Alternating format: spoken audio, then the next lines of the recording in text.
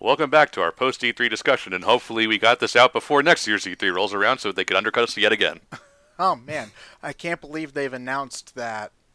For next year's E3, we're getting a Cyberpunk 2078. Ooh. Oh man, You heard it here first, folks. if 2077 is so good, why isn't Hey, there as hey, 2077 too? the more CD Project Red we all have in our lives, the more peaceful the world will be.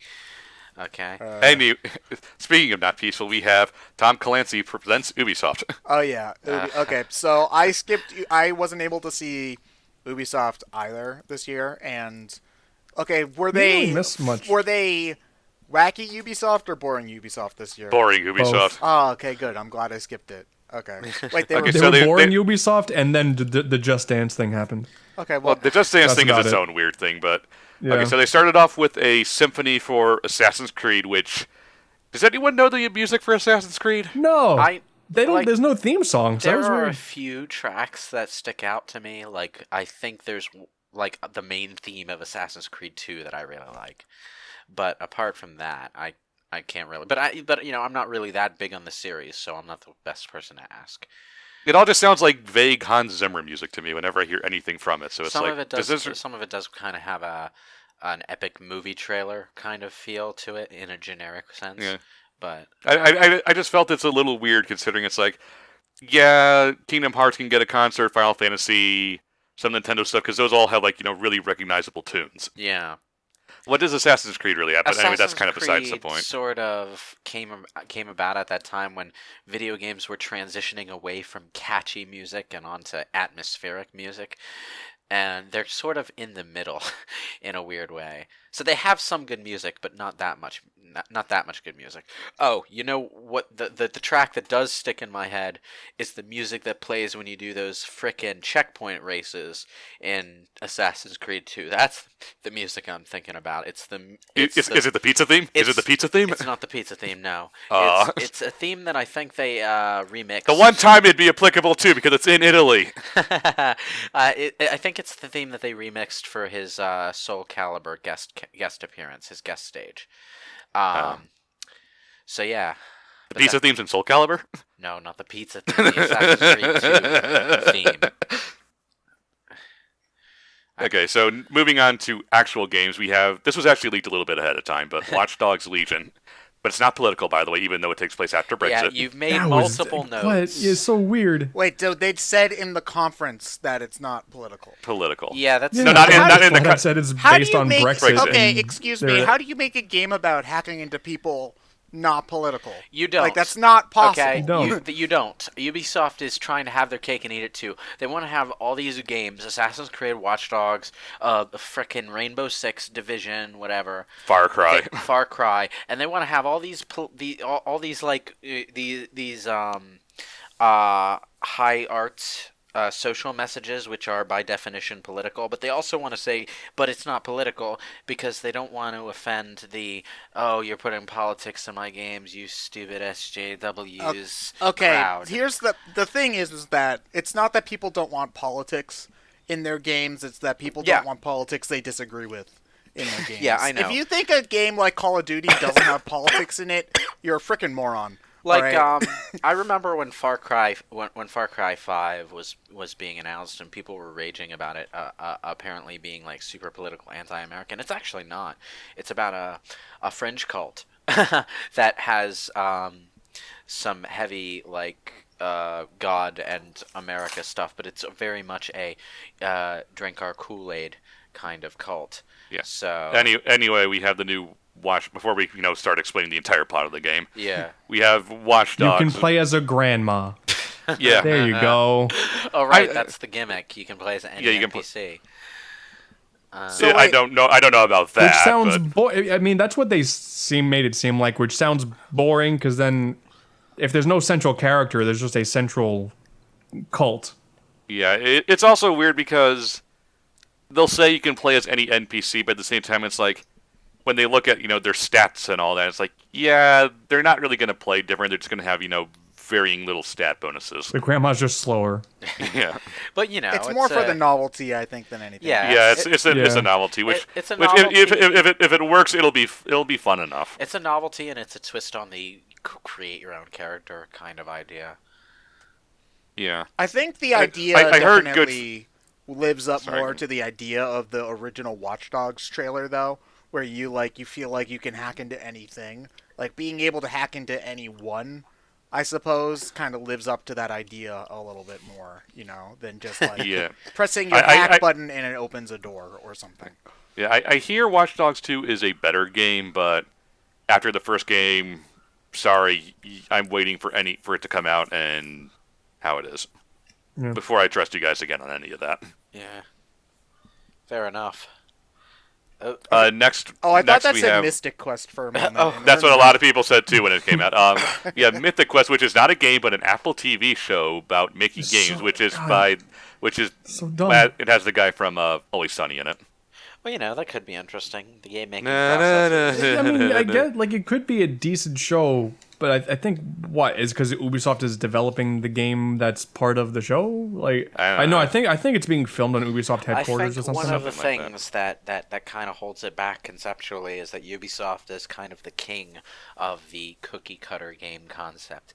So they're probably, like, of the developers I can think of, the one I'm least interested in seeing the development process behind their games. No, it's a fictional thing. Oh, It's some guy. It's a mockumentary. Yeah, it's a mockumentary I see. made by or at least starring the guy from Always Sunny. So everyone is making title card jokes. The gang learns about crunch time. Na, na, na, na, na. Getting ready for a death march, are we? All right. Let's see. Rainbow. Next, they announced some Rainbow Six celeb tourney Twitch thing, which happened after the show, which nobody cares about.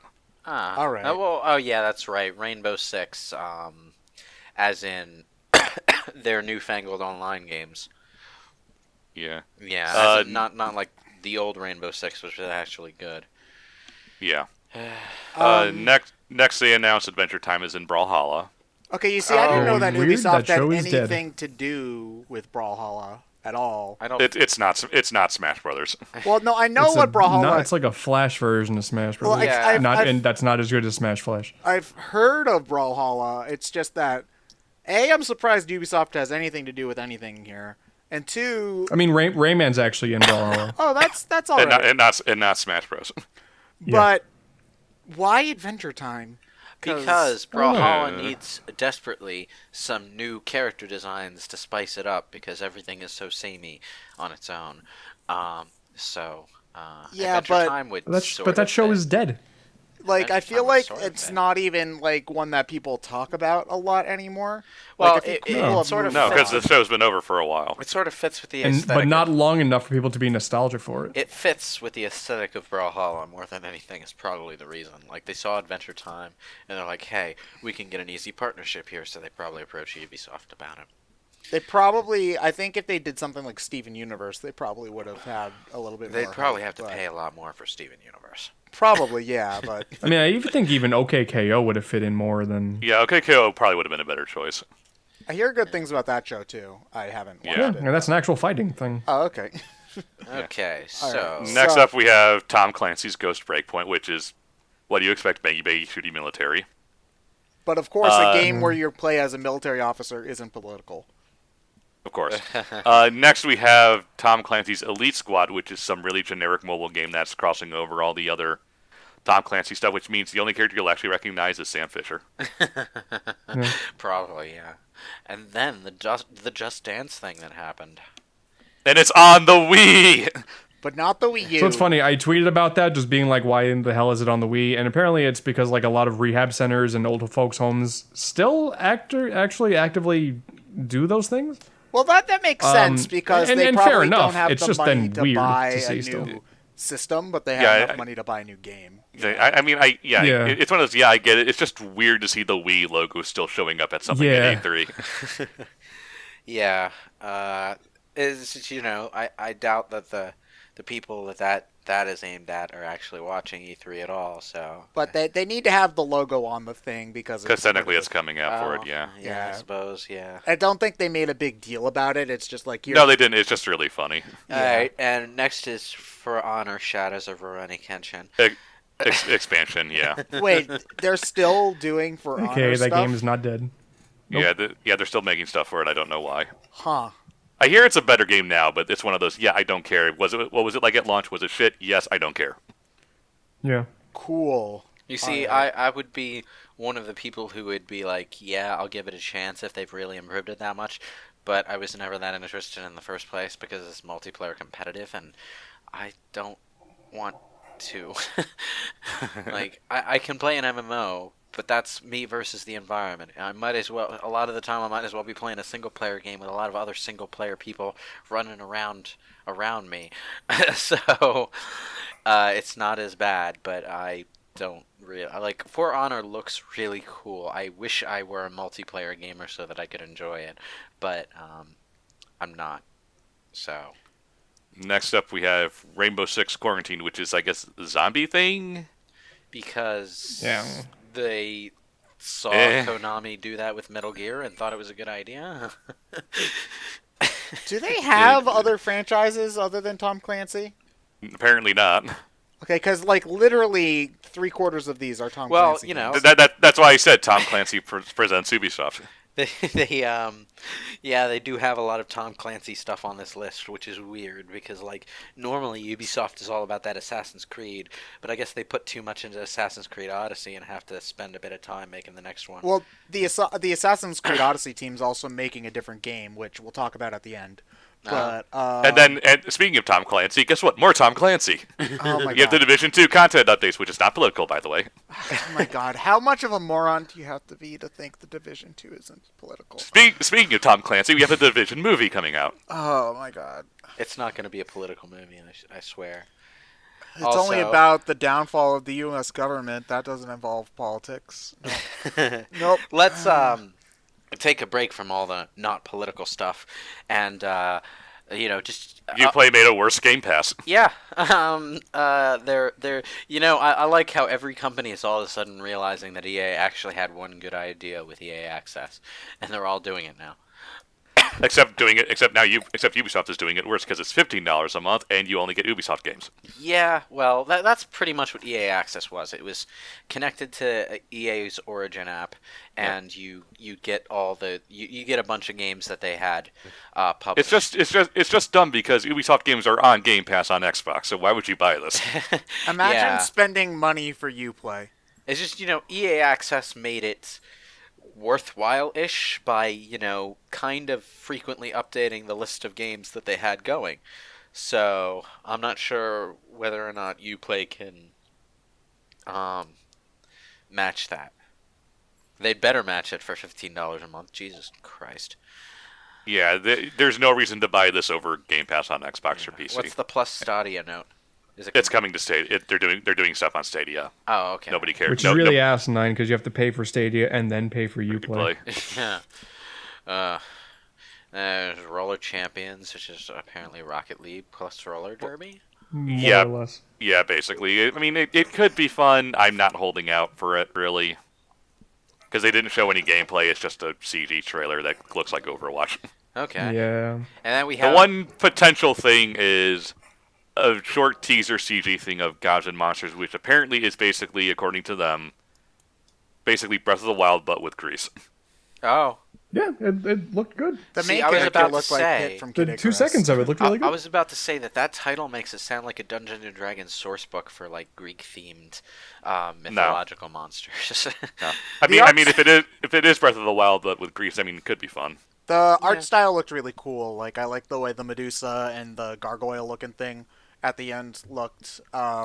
It's just a matter of it's a cool concept. If the gameplay looks good, then maybe I'll give it a shot.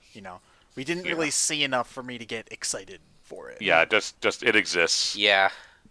It's coming to I think everything. So It probably. Yeah, that's Ubisoft's MO. They release everything on everything. Even on your toaster. Your literal toaster.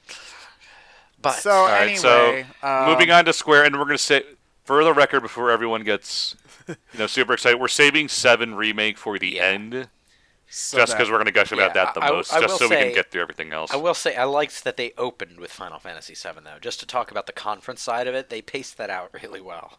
Well, I mean, so- Square's conference, I think, like in terms of the presentation itself, had a lot of pacing problems because some trailers were too short, other trailers were way too long. Yeah, but like the Final Fantasy 14 trailer was like 7 minutes long. Wow, I just and it realized. was about an announcement that they had already talked about in depth before. Wow. So it's like, okay. I just realized, Ted, strong opener, very well paced opener, pacing problems all after that. The Square conference was basically Final Fantasy VII. Hey. But So we yeah. started with after Final Fantasy VII, we went with Life is Strange 2, which I know people really like that franchise. I can't get into it. So Also, that that- game was Traveling out. Lesbian Adventures. I haven't. So the game's out already. I haven't played it. Yeah, the so- game's out. The game's out already. I like that the trailer was just people doing their let's play of Life is Strange 2, and it was just like, okay, so you're telling me to buy the game or to go and look up a YouTube playthrough of it? I'm not They're sure. probably just taking the moment to market the game a little more because Life is Strange is like one of Square's oddities, kind of, and you hear about it a lot, but I wouldn't exactly call it mainstream because it's an adventure game, not an action adventure game, an adventure game, which is not the most popular genre. It's known. It's not like a breakout hit, I'd say. Yeah. Yeah. Um, Next, we have Octopath PC, which we knew about, and the game's been out for a year When's now. that coming out on PC? like June, I think. Well, Oh. no, it is June. Like not too long. A couple. Very, months. very soon. Okay, Yeah. I might pick it up on PC. Yeah, I'm mixed about that game. It does a lot of things well. It does a lot of things not so well. I wanted to like it a lot more than I did, which is a complaint that you can say about a lot of that team's stuff because they also did the Bravely Default games. So Yeah. The Last next Remnant Remastered. Yeah, I haven't played this, but I've seen it on Steam. It's kind of one of those JRPGs that fell by the wayside. The cool thing about that is it was announced for the remaster had already happened. It was announced for Switch and that it was coming out that day. So that was neat. That was a cool shadow drop type thing. It looks interesting enough, Yeah. So I mean, I put it on my wish list, and if it goes on sale / I have free time, I might give it a shot. So Sure, yeah. yeah. All right, time for Ted and Anthony to gush. Oh, because Builders. Well, What are we on? Oh, Builders too. Builders 2. So Builders 2 has been out in Japan for like 6 months. So I mean, Wait, there's it's not- far too long. Yeah, I mean the guy that they got to do the trailer was the most enthusiastic guy ever. So I'm really happy. Which is fair, because that game deserves it. Yeah, he was talking about the Arguably tantalizingly. the best game that Square Enix showed off, really. I'm really really excited for that game. If you haven't played Builders 1 and if you're interested in Dragon Quest but don't like RPGs, I would really recommend Dragon Quest Builders because Yeah. in general Builders is an absolute gem. It's- That game is amazing. it's basically Minecraft but with a really good single player mode. Pretty much. Really good. So, I really do recommend it, and 2 just looks to be better More than of the 1. same with like a stronger co-op, a ton of crazy new mechanics, Yeah, and more freedom. Like it just it looks great. So, yeah. I mean, the game's technically already out, so there's not much to really say about it. yeah. Dragon Quest XI Switch, I feel like, is more worth talking about in Nintendo because they covered it on the Treehouse. So, It's a game that's been out. It's just Yeah. adding more stuff. well, so. it does look Like a lot of new stuff. Yeah, it definitely is going to be the best version of the game. Yeah, which from what I can kind tell. of chafes me because I haven't even had a chance to sit down and finish the PS4 version I already own yet. It's amazing how much even just actually giving the game orchestrated music added to the experience because I was watching the gameplay footage on Treehouse and it's just like the orchestrated music just makes the game feel way Here- more. I just have a full. question. It's a very Yeah. simple question. If I play Dragon Quest Switch docked, is it going to play at a lower resolution than the PS4 version that I own? I mean, probably like 720 as opposed to 1080, but I don't know Maybe if the specifications are out there. The game actually looked like it ran pretty well on the Yeah. Treehouse. Like I think the only thing I noticed was that the draw distance wasn't as good. The game ran just as fine. I didn't really notice much graphical loss in detail. The load times were actually better, which was something I appreciated because the load times are a little long on PS4, but they were shorter on Switch, so that was also good. There's a bunch of 16-bit content. There's new like cutscenes and stuff. Like So you can go up to the Slime Knight and knock the Slime Knight off of the slime, and then ride the slime yourself, and the knight is hanging Like on an for dear life. Yeah, as you hover ride on around. it like an exercise ball. Yeah, it's so yeah. If you haven't played Dragon Quest XI, it's one of my favorite Dragon Quest games and was my game of the year 2018. So if you are interested in Dragon Quest for maybe some reason that we might bring up later, and want to try a first game, that's a perfectly good one to start. But that game's already out, so there's not too much. I've already done a 9-hour discussion about it with my Yes. friend oh my Catherine. god. Yes. Wow. Yes. I know. I'm insane. So, let's just move on. Did they show anything decent during their indie sizzle reel or not? Not I totally forgot they particular. even had one. Yeah, it's not really much. They had Circuit Superstars, which is basically just RC Pro-Am. I feel like indie Oh, games indie games are hard enough to market in trailers to begin with. I really don't see the point of sizzle reels for them. I forgot that they had an RC Pro AM styled. I mean, I like RC Pro-Am, so, if it's good and it comes out, I I'm might get it. terrible at top-down and isometric racers, though. I'm the worst. It's a nostalgia thing. If it's like $10 to $15, sure, I'll get it. Battalion. Battalion 1944, which is basically just, hey, remember the old Call of Duties?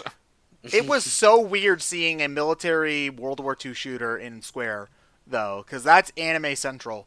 And then suddenly, out of nowhere, it's just like, okay, here's this game from Hey. like 2009. Don't It's like, forget what? that Square technically owns Tomb Raider right now too. Yeah, Yeah. but at least but I mean, Tomb Raider's also like a known franchise. I don't Yeah. know if And Battalion. Square was the company that made it realistic. So, figure that out. All right. The Square Enix music streaming thing. So I was watching the Square presentation with Clement, and we were watching it, and the trailer is just like this orchestra is in this coffee shop with this woman who's just about to listen to her music but keeps on getting texts instead. And then Clement just mentions, "Oh, so they didn't get the orchestra to play during E3 either," which made me laugh. If you've heard about the Final Fantasy VII concert, you'll know why that's funny. Yeah, apparently, there were large chunks of time where the orchestra was just sitting there, and they were playing MIDI files and stuff. Yeah. Yeah, That's according hilarious. to Derek and stuff, yeah. So I don't know why you'd even bother, but Yeah. Eh. Then Kingdom Hearts DLC, which they didn't show really anything. It's oddly, it's very, very spoilery, and the game's not that old, so it's very, very weird. That's not so showing you all see, that. I couldn't tell it was spoilery because Kingdom Hearts makes no sense. Well, just the So- fact of the characters that you can play as. Well, All I know is that it's called Remind, and I haven't finished Kingdom Hearts 3, God, so can we not go into spoilers? I just the one thing I want to say is that they have the text boxes over people, and one of them was just "it's useful," and I'm like, okay. I mean, Okay, hopefully with a Saejima from One Punch Man doing his yeah, Saejima I mean, face. Kingdom Hearts is Kingdom Hearts. I don't know what they're gonna add that will make that game even better. even the people who are into Kingdom Hearts are kind of like, whatever. Yeah, About well, that, about that trailer. Kingdom Hearts 3 has a serious endgame content problem, but I'd like to see them fix that before I really think about getting DLC for it. So hopefully it fleshes out the content of that game, I guess, is all I have to say. Maybe. Okay, so Final Fantasy XIV Shadowbringers. This Yeah, They spent kind of way too long on that. they spent 7 minutes talking about lore bullcrap that I don't think anybody cares about. Well, if you're here's the thing. If you're big on playing 14, sure. but even that if you're does not- playing that- 14, 14 has actually some pretty good story stuff going on, so people who are into the game probably do care. If they'll nothing else, get they'll care about the next Manderville Yeah, quest line. the thing is that does nothing to show you A, the game, and B, try to get people interested, because I'm just like, what the hell is this crap? Well, the game. Well, what I more meant is that this is the cutscenes that people are going to skip on their way to the next raid or dungeon. Not really. And then they watch on their own. And then they watch on their own time because they don't want to hold up their party. That's a problem that Final Fantasy XIV had during its first core game run, but they stopped doing it in the first expansion because it was dumb. Yeah, you don't actually have to worry about that anymore. They had a huge Final Fantasy XIV presentation a couple of weeks before. No, it was during MomoCon. Yeah, it was during MomoCon, and they announced most of the details people cared about there. Yeah. So I don't know why they needed to have a trailer so long about lore crap that almost everybody else doesn't understand.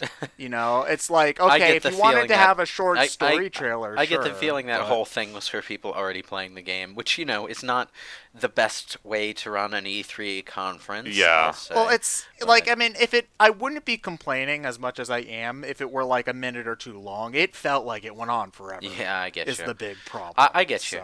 Just as someone who spent a fairly long amount of time on the game, even though I sort of dropped off halfway through Heavensward, I get it. It's not the story and the lore aren't as insignificant to the people who are into the game as you would think. So I get why they would focus on it. It'd be like if in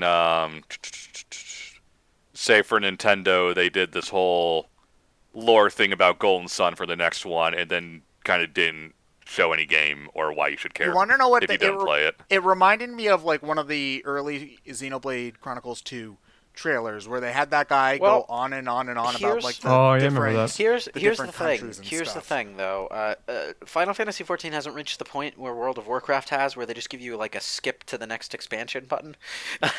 If you are interested in Shadowbringers at all, you have to have played through the core game, Heavensward, and Bloodstorm, or whatever the second one was. That's not the point. It's like Ted said, it's that Xenoblade I know presentation but where it's like, okay, they're not advertising Final Fantasy XIV, though. They're advertising the expansion you have to play through 3 full RPGs worth of game story to get to in the first place.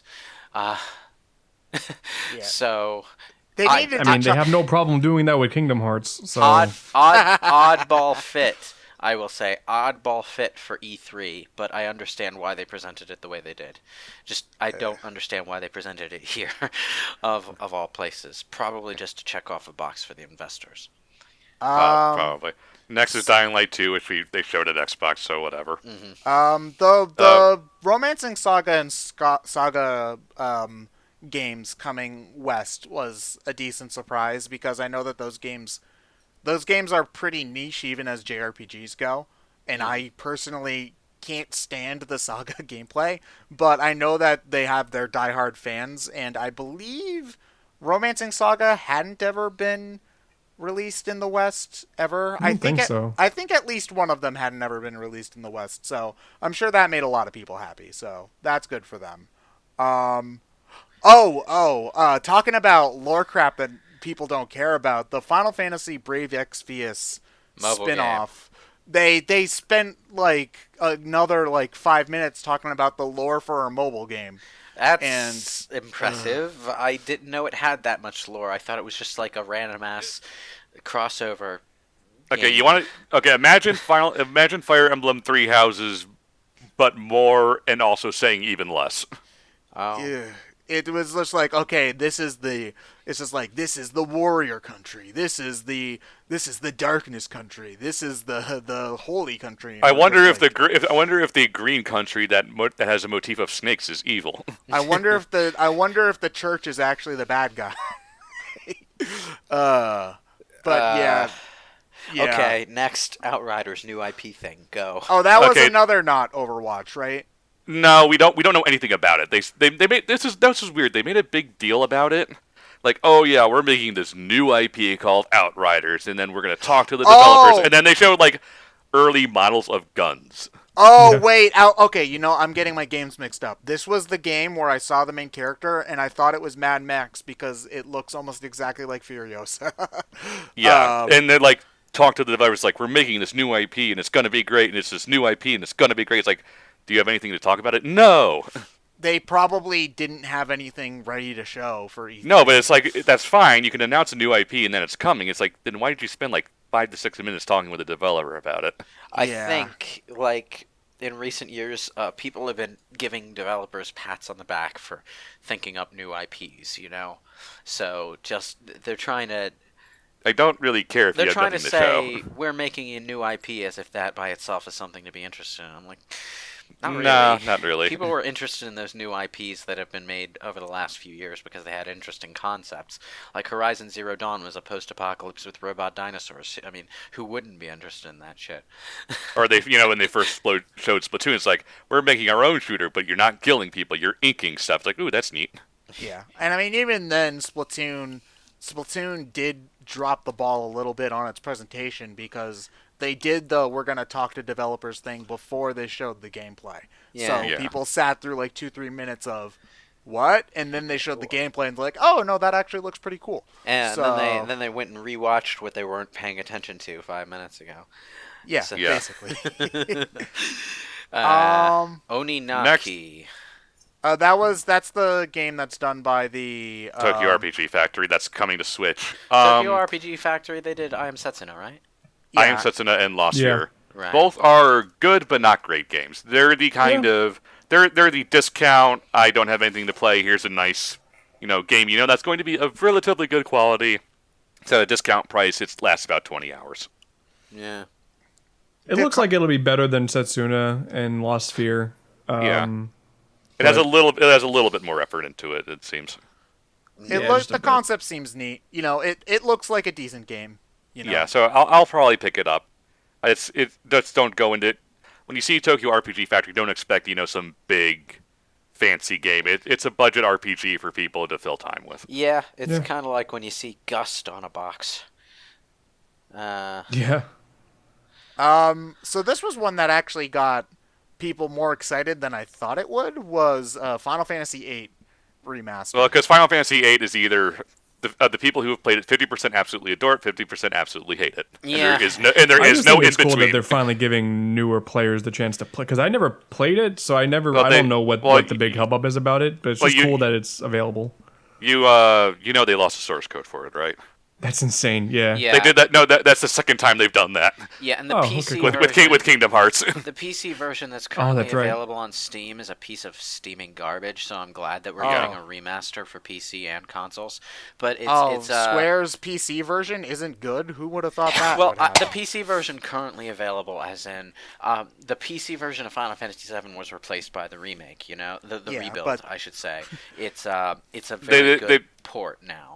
Yeah, they're And- basically the PC version. I think is basically a emulator trying to run it. No, it's a port of their old PC version. Okay, Oh, Final Fantasy the VIII even worse version. Yeah, Final Fantasy VIII had a PC port back in the day. It was a pretty terrible port. MIDI music and everything. Final Fantasy VII had a similar one, and there was one in the works for 9 that got scrapped.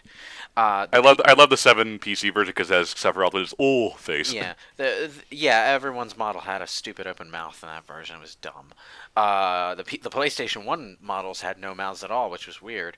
But the ports of Final Fantasy VII and 8 used to have like horrible MIDI music, and when they updated the PC port to put it on PS4 and stuff, they put the PlayStation 1 music back into the game like it should have been.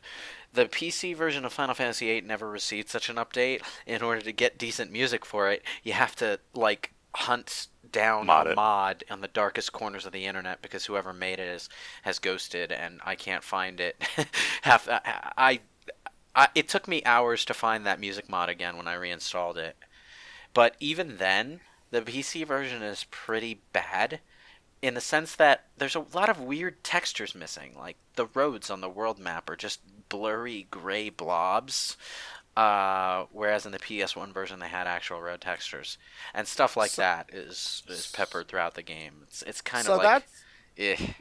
So that's one thing that's actually interesting about the remaster is it's not just a port, but they actually did Oh, yeah. touch up models and stuff like Yeah, that. Tetsuya Nomura's designs for the Final Fantasy VIII cast had all these details that looked great in FMVs, but not so much on their in-game models. They've sort of like given everyone Dreamcast fingers now and bumped up and like seriously up-res the texture quality, which I think there were mods that you could do that to the game already, but God knows if I could find them or figure out how to install them. But you put a screenshot of PS1 Squall next to a screenshot of Remaster Squall, it's like night and day. You're the most handsome guy here. Picture of PS1 Squall. Yeah, his model was not great. He was probably the one who suffered the most for the PS1 models too, because his design had a lot of odd detail in it that you wouldn't necessarily have to worry about with like Renoa or Selfie. Anyway, that's a thing. Yeah, it's a thing that's happening.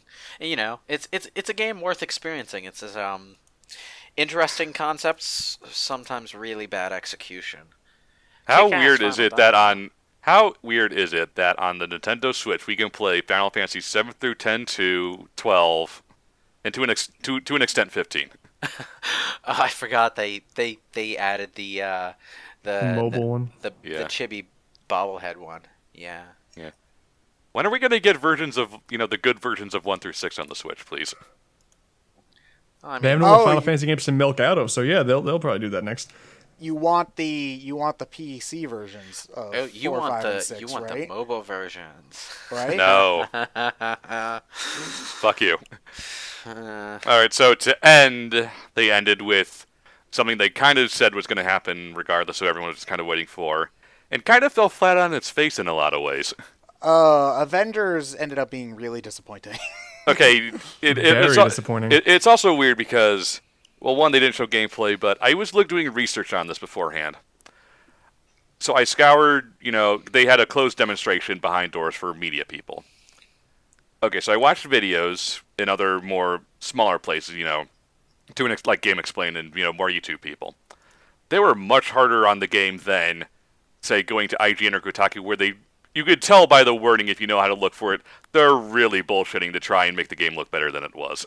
Because they didn't want to piss off Avengers. There was a little bit of gameplay in the trailer, and it looked fine. It looks like a over-the-shoulder third-person adventure game or action game. It's from what I've read, from the demonstration, it's just, a very kind of linear brawler kind of game.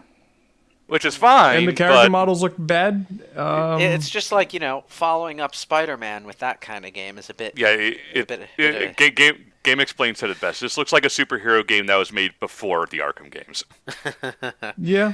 Yeah, probably. It's going to really get hard for people to care just based on the fact that they can't use the likenesses of the actors. It- They the looked MCU? very much like not.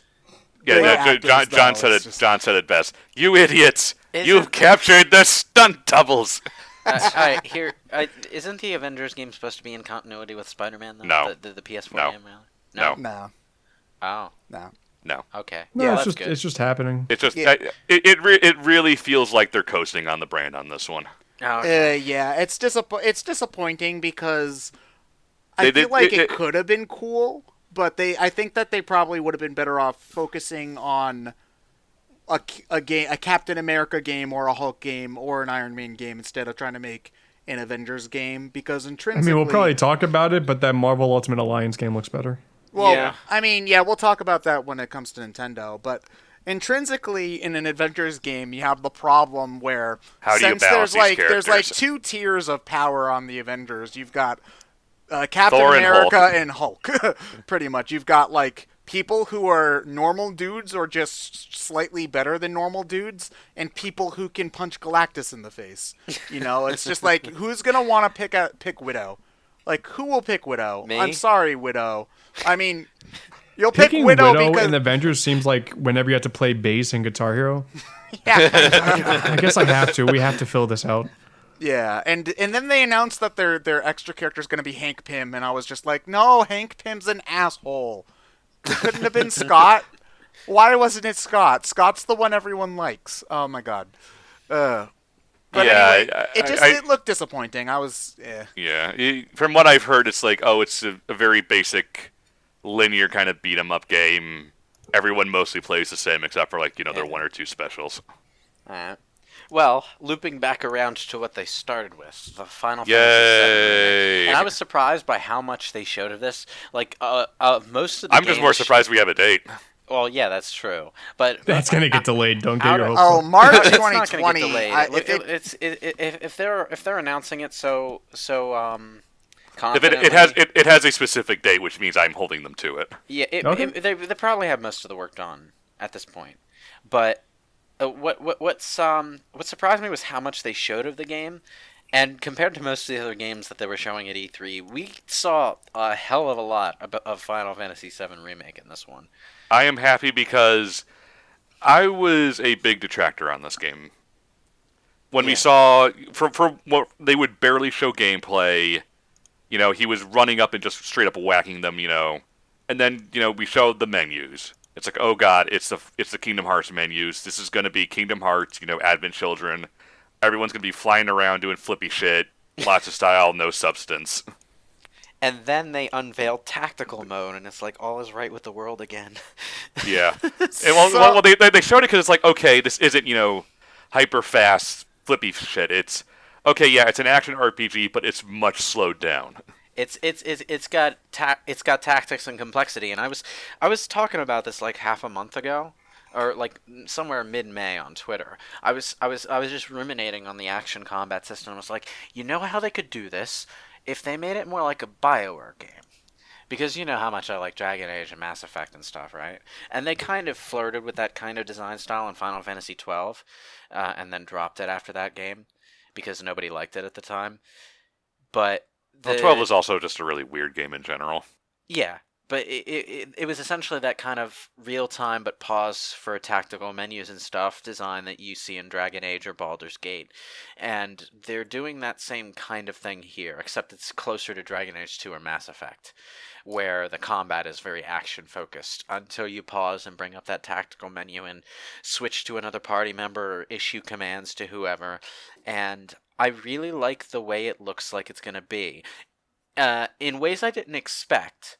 Because it's not just that the tactical menu adds a way for them to include all the stuff from the materia system. They also gave every character their own unique abilities that are separate from the materia system. So, in a way, it's more like Final Fantasy VI, where every character has their thing and the materia is just lumped on top of it, instead of every character being a slightly different stat sheet for the materia system. Which I really like. And that answers a big problem people tend to have with Final Fantasy 7 and 8. Yeah, the materia system made everyone kind of just blank slates in that game. It's like it's not as bad as in 8, where everyone is literally the same down to their base stats and everything. But in 7, originally, you just had your limit breaks, your weapon types, which are long range or short range, and then some stat differences, like Vincent was better in magic and Cloud was a bruiser with a high attack stat, that kind of thing. But there's Barrett has a self buff. He can steel skin himself, which means he can play tank, which is excellent. And then Eris apparently has some ability called Tempest, which means they're probably playing up her magical offensive abilities, which is interesting, because her only special abilities in the original game were her limit breaks, which were mostly support spells. And then I'm just glad it's not, doubling down on Kingdom Hearts and 15 stuff. Yeah, and so much. That's another thing. Switching party members looks so fun and useful here. And Kingdom Hearts never had that to any degree that I know of. Did it? Did it ever do character switching? Anthony? No, just your party members, but not you as the player character. Switching who you control. Kingdom Hearts never did, and Final Fantasy 15 grafted it on later after episode Prompto through the Gladiolus and whatever were added. I But didn't understand half of the words in that sentence. they're the names of the The characters. characters. Okay. I know. The I'm name just being a they dick. basically the DLC episodes had you playing as the other three party members in their own little side adventures, and they all had their own different gameplay styles. After all those were added, they added in a patch update the ability to unlock party switching, where you would switch to one of the other characters and they would basically play like they did in their episodes. The problem with this was it wasn't smooth at all. The character would jump in, do a pose, say a line, and then they would be exactly where you were, and it wouldn't matter where they were on the battlefield or whatever. There was no tactics to it whatsoever. The big thing was they were playing in their like little episode prompto or whatever gameplay styles. So if you switch to Gladiolus, you'd have your guarding style, and it makes the game significantly harder because the game wasn't designed for that. If you switch to Prompto, it breaks the game in two because he just has an arsenal of guns that he for some reason doesn't use when you're not controlling him. And you can just take down level 40 monsters at the beginning of the game with no effort at all because you can just hang back and shoot them to death. I mean, it's almost as if Final Fantasy 15 is actually not that good. It's good enough. Like, it's weird and not designed well in certain aspects, but when you're playing as Noctis, which is the intended experience, it's a fun enough game. Playing as Prompto, Ignis, or Gladiolus, it's like it might as well be a cheat code to make the game easier or harder depending on who you're playing as. Anyway, In Final Fantasy 7, it looks so good switching to other characters is what I'm saying. it looks like a significantly better gameplay experience than I was initially expecting. Yeah. So, But I was afraid based on All the impressions have been really high, too. yeah, which is good. It's just my fear was, okay, they made 15, they made Kingdom Hearts. Nomura is dead set on his action RPG, less RPG, more action kick, and he just wants nothing to do with turn-based stuff. yeah, and if it were Final Fantasy VI, I'd probably be a lot more bitter about that. But I think the action style does fit the style and tone of 7 well enough. So, what I saw, I mean, I'm in a similar boat to Ryan where I was uneasy about the gameplay direction the remake was going to take, and I was very pleasantly surprised with how it looked in the trailer because it looked a lot more tactical and stuff like that. So I was happy about that. The thing that got me to go back to being skeptical again is two Blu-ray discs for two just Blu-ray Midgar. discs, For just which Midgar. That's weird. I mean, that's definitely a harkening back to PS1 territory thing. All just for the quote-unquote Midgar section. Yeah. It makes me worry about Bloating. traditional Square bloat problems. Yeah. But here's the thing, though, that makes me want to give them a chance. We never got to explore Midgar in the original game. Oh yeah, the Midgar section was horribly underdeveloped in Vanilla 7. Which is weird because it's everybody's favorite part of the game. The story sequence at the beginning is really good, really well paced. It pulls you in, and the escape from Shinra Tower in particular is hype as hell. But you didn't actually get to explore anything except for like 2 screens on the upper plate, and you had like 3 little towns, I think, in the slums. So if you want to consider those towns. basically, the only way they can hold up their claim of the Midgar section being 2 Blu-ray discs of content and just as much content as a mainline Final Fantasy game on its own is if they let you explore more of Midgar and have other side events and stuff that you can do while exploring Midgar, and that makes me so excited because Midgar as a setting is so iconic and well known, and yet we've never actually been able to explore it to that extent. Like, we had a few city streets in Crisis Core, I guess, but that hardly counts for anything. And that's all I can really think of. But most importantly, Tifa! Tifa was revealed, yes. Oh my god, guys. Tifa's boobs aren't big enough. So stupid. On one she looks side- normal. On one side, you got people trying to make her look like they remember the original version of her, and somehow they always overemphasize the chest to a point where the original game didn't. But on the other side, of course, there's the people trying to make her face a little cuter or make her body a little buffer, completely ignoring the fact that they did indeed add some subtle ab definition to her remake model, which is kind of nice to see. But never mind all that. What really impresses me is how much they managed to improve her design without actually changing it. um, I really like how they did that because her original design was one of the simplest goddamn things on the planet because it had to work as a bobblehead. And that was the thing with all of the Final Fantasy VII designs, but Tifa in particular was one of the simplest. And they just added the right amount of color contrast, these nice little charms on her wrists that are like bombs and chocobos. They, just changed up her skirt so that it's like, what do you call it when it's got those little Pleated. Pleated, yeah. But it's got like little skulls peeking out from like in between the folds, and that's nice. I don't know why, but I don't know why she has that. It's not something I would have imagined her having, but it looks nice. I like it. Regarding the And- people changing her to suit their tastes debate, if you guys want all that, I demand Popeye Arms Cloud to be in the game as well. Popeye Arms Cloud. No one's complaining about how much smaller Cloud's hair is in this version. Well, that's because Cloud's hairstyle is objectively the stupidest hairstyle. Wait, no, that's wrong. There's Yu-Gi-Oh games. Yeah. They managed to make Cloud's hairstyle look pretty natural in this. No, I want biceps that are 3 times bigger than his head. I mean, that's the only way it makes sense that he's able to lift that stupid sword. So whatever. He'd have to have more than just arms. He'd have to have a buff back too. Okay, so he just turns into a Liefeld drawing. I mean, it's a toss-up, which would actually cause more back trouble. Tifa's chest or Cloud's sword. But All right, we've been talking about it. Anthony, do you have any particular thoughts about Not 7? really, because I've never played FF7. It's good. It's good, it's and a clearly very good game. clearly it's a classic. I'm guessing I'm going to play a little bit of the original to familiarize myself with it. I already know the big plot twist with certain flower girl. It's almost like the game's 22 years old. It's relevant again, so we can't talk about spoilers. Oh, shut up, people. everyone knows it's the like- spoilers already. What it looks like to me is a slower version of Kingdom Hearts 2, because that game had really good combat that was very fast paced, and this looks like just. It looks like all the attacks that you do just look like they have an impact to them. The menu system is very clearly just the menu system from Kingdom Hearts, down to having the same with the shortcut system. And you should what? know something.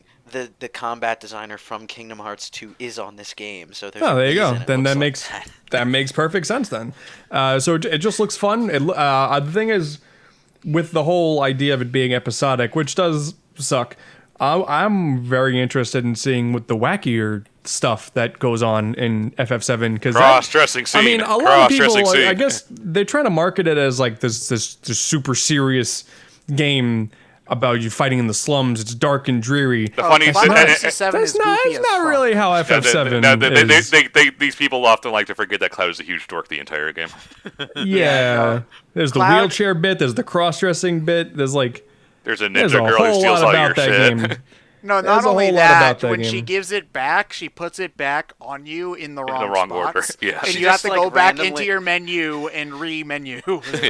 Oh my goodness. She zips around putting it all into your materia slots for you, but it's all in the wrong places, so you have to reorganize it. 7 is a very silly game. Yeah. I just want to see. I want to see Kate Sith as well because I want to Kate's- see what Kate Sith's gameplay is like in this remake because I goddamn, love Kate Sith. All I want to it's know gonna is be a while. Can I rename them in the menu so I can name them Traitor? here's the thing that makes me excited to see Kate Sith. Okay, Kate Sith's weapon is a megaphone that he shouts at his giant Moogle with. Are we gonna hear him constantly shouting at his Moogle while he fights? I hope so. What I want to know is obviously after this game is how the hell are they going to incorporate Vincent into all this shit? Because he's optional. They'll probably make it mandatory. They'll I probably think. make Probably. it mandatory, and they'll probably do more with 'Cause his he's- plot stuff because his 'cause story in the game was kind of tacked on. He He's and he had no arguably- reason to be there. He's arguably more plot important than Cloud is. So, so anyway, who's gonna spend $300 for Lewis the is. $15? That's the- I I- want that's- to. I might be able to pull it off by the time. You guys it are releases. insane. John is definitely going to. You know that much. That action figure is not worth $300 Oh, though. dude, It looks like it is though. Like it looks like No, some seriously high quality shit, and it's not even it's just got a like statue. the $15 GI Joe arm joint. I'm just It's a I'm Figma, damn it! Those are the best things ever. I'm just here with my cloud amiibo. It's Hey, got the that's all you motorcycle, need. it's got the sword, it's probably got like 500 interchangeable hands. Yeah, which means that it's gonna fall apart if you so much as breathe on. No, that's only Raido Kuzuno, huh? Okay, so I guess that's about it for our 7 remake thing.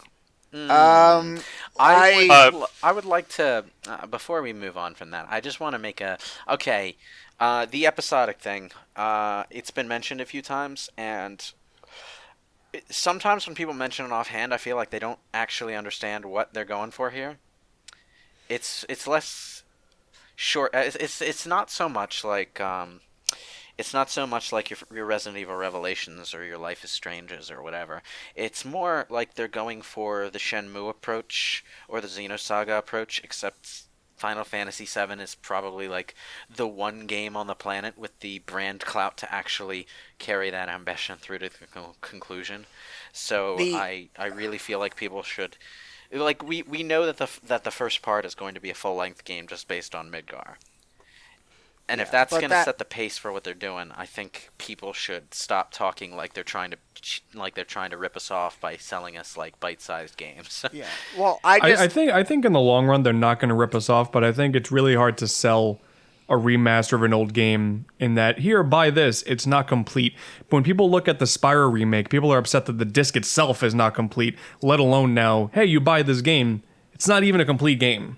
Yeah. I also worry about two things. I worry about when the next part is going to be released and pacing overall. Because what's funny with that is they were asked about that and they were like, yeah, we don't know.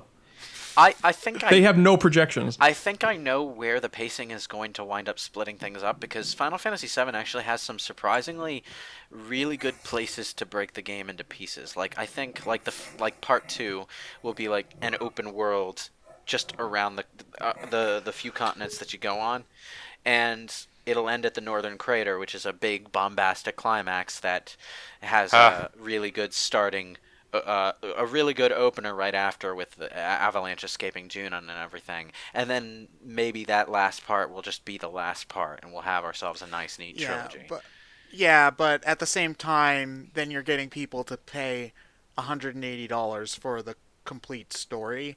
And again, I think, as Ant said, we're not even... Mass Effect. We're yeah. I mean, true, but at least you could pretend that you could play at least the first part, and that is a complete story. Well, you know? Here's the thing: the value package here that we're talking about, if they stick to their guns on this, each part is a full-length game. That's a hell of a lot. And it also has some fringe benefits, like you didn't really get to spend a whole lot of time with Eris in your party in the original game, and you had no time at all to really enjoy that level 4 limit break you worked so hard to unlock. Thanks, Square. Oh, I didn't give a crap. Well, you knew she was going to die, so why would you bother working? Well, I don't think I got anybody's level 4 limit break. My point is, you get to spend a lot more time with Eris in your party, which is nice to have, and I think that's one cool benefit. Another cool benefit is that you won't be replacing all your early game skills almost as soon as you get them. Yeah, I mean the other thing though is just that we're making jokes about the game not even coming out when they say it's going to come out, because we know that there's a very real possibility that it gets delayed. Yeah, my biggest issue with the episode is just, let's not take 3 to 4 years to get the next one out. Yeah, because granted, they sound pretty sure of themselves when they said March. Whatever it was, March 3rd. But it's also they also sounded pretty sure when they said Kingdom Hearts was going to be released December 2018, and that got pushed to February. That's not bad, but here's the thing. But still, it could still get delayed again, and it wouldn't be unreasonable to expect that. Here's the thing, though, because this is a multi-part game. The later episodes aren't going to take quite as long as a full game to make, because they already have a development basis. They've got hopefully, who the hell knows with Nomura? And the combat system and all the mechanics are in place. They just need to. Who the hell knows with Nomura, knowing how he makes games? Realistically, what's going to happen is they're going to release part 1 in March. They'll release part 2 maybe 2020. I'll be generous. I'll say the year after. I'll say 2021. If we get one part a year, I will be fine with that. Yeah, but then like not even a year after that on the next gen consoles, they're going to be like Final Fantasy VII Complete. Because we're so close to the next console cycle that you know what's going to happen. If Midgar by itself takes 2 Blu-ray discs of content, they're not going to really be able to sell a complete version unless it's like a big, massive box set.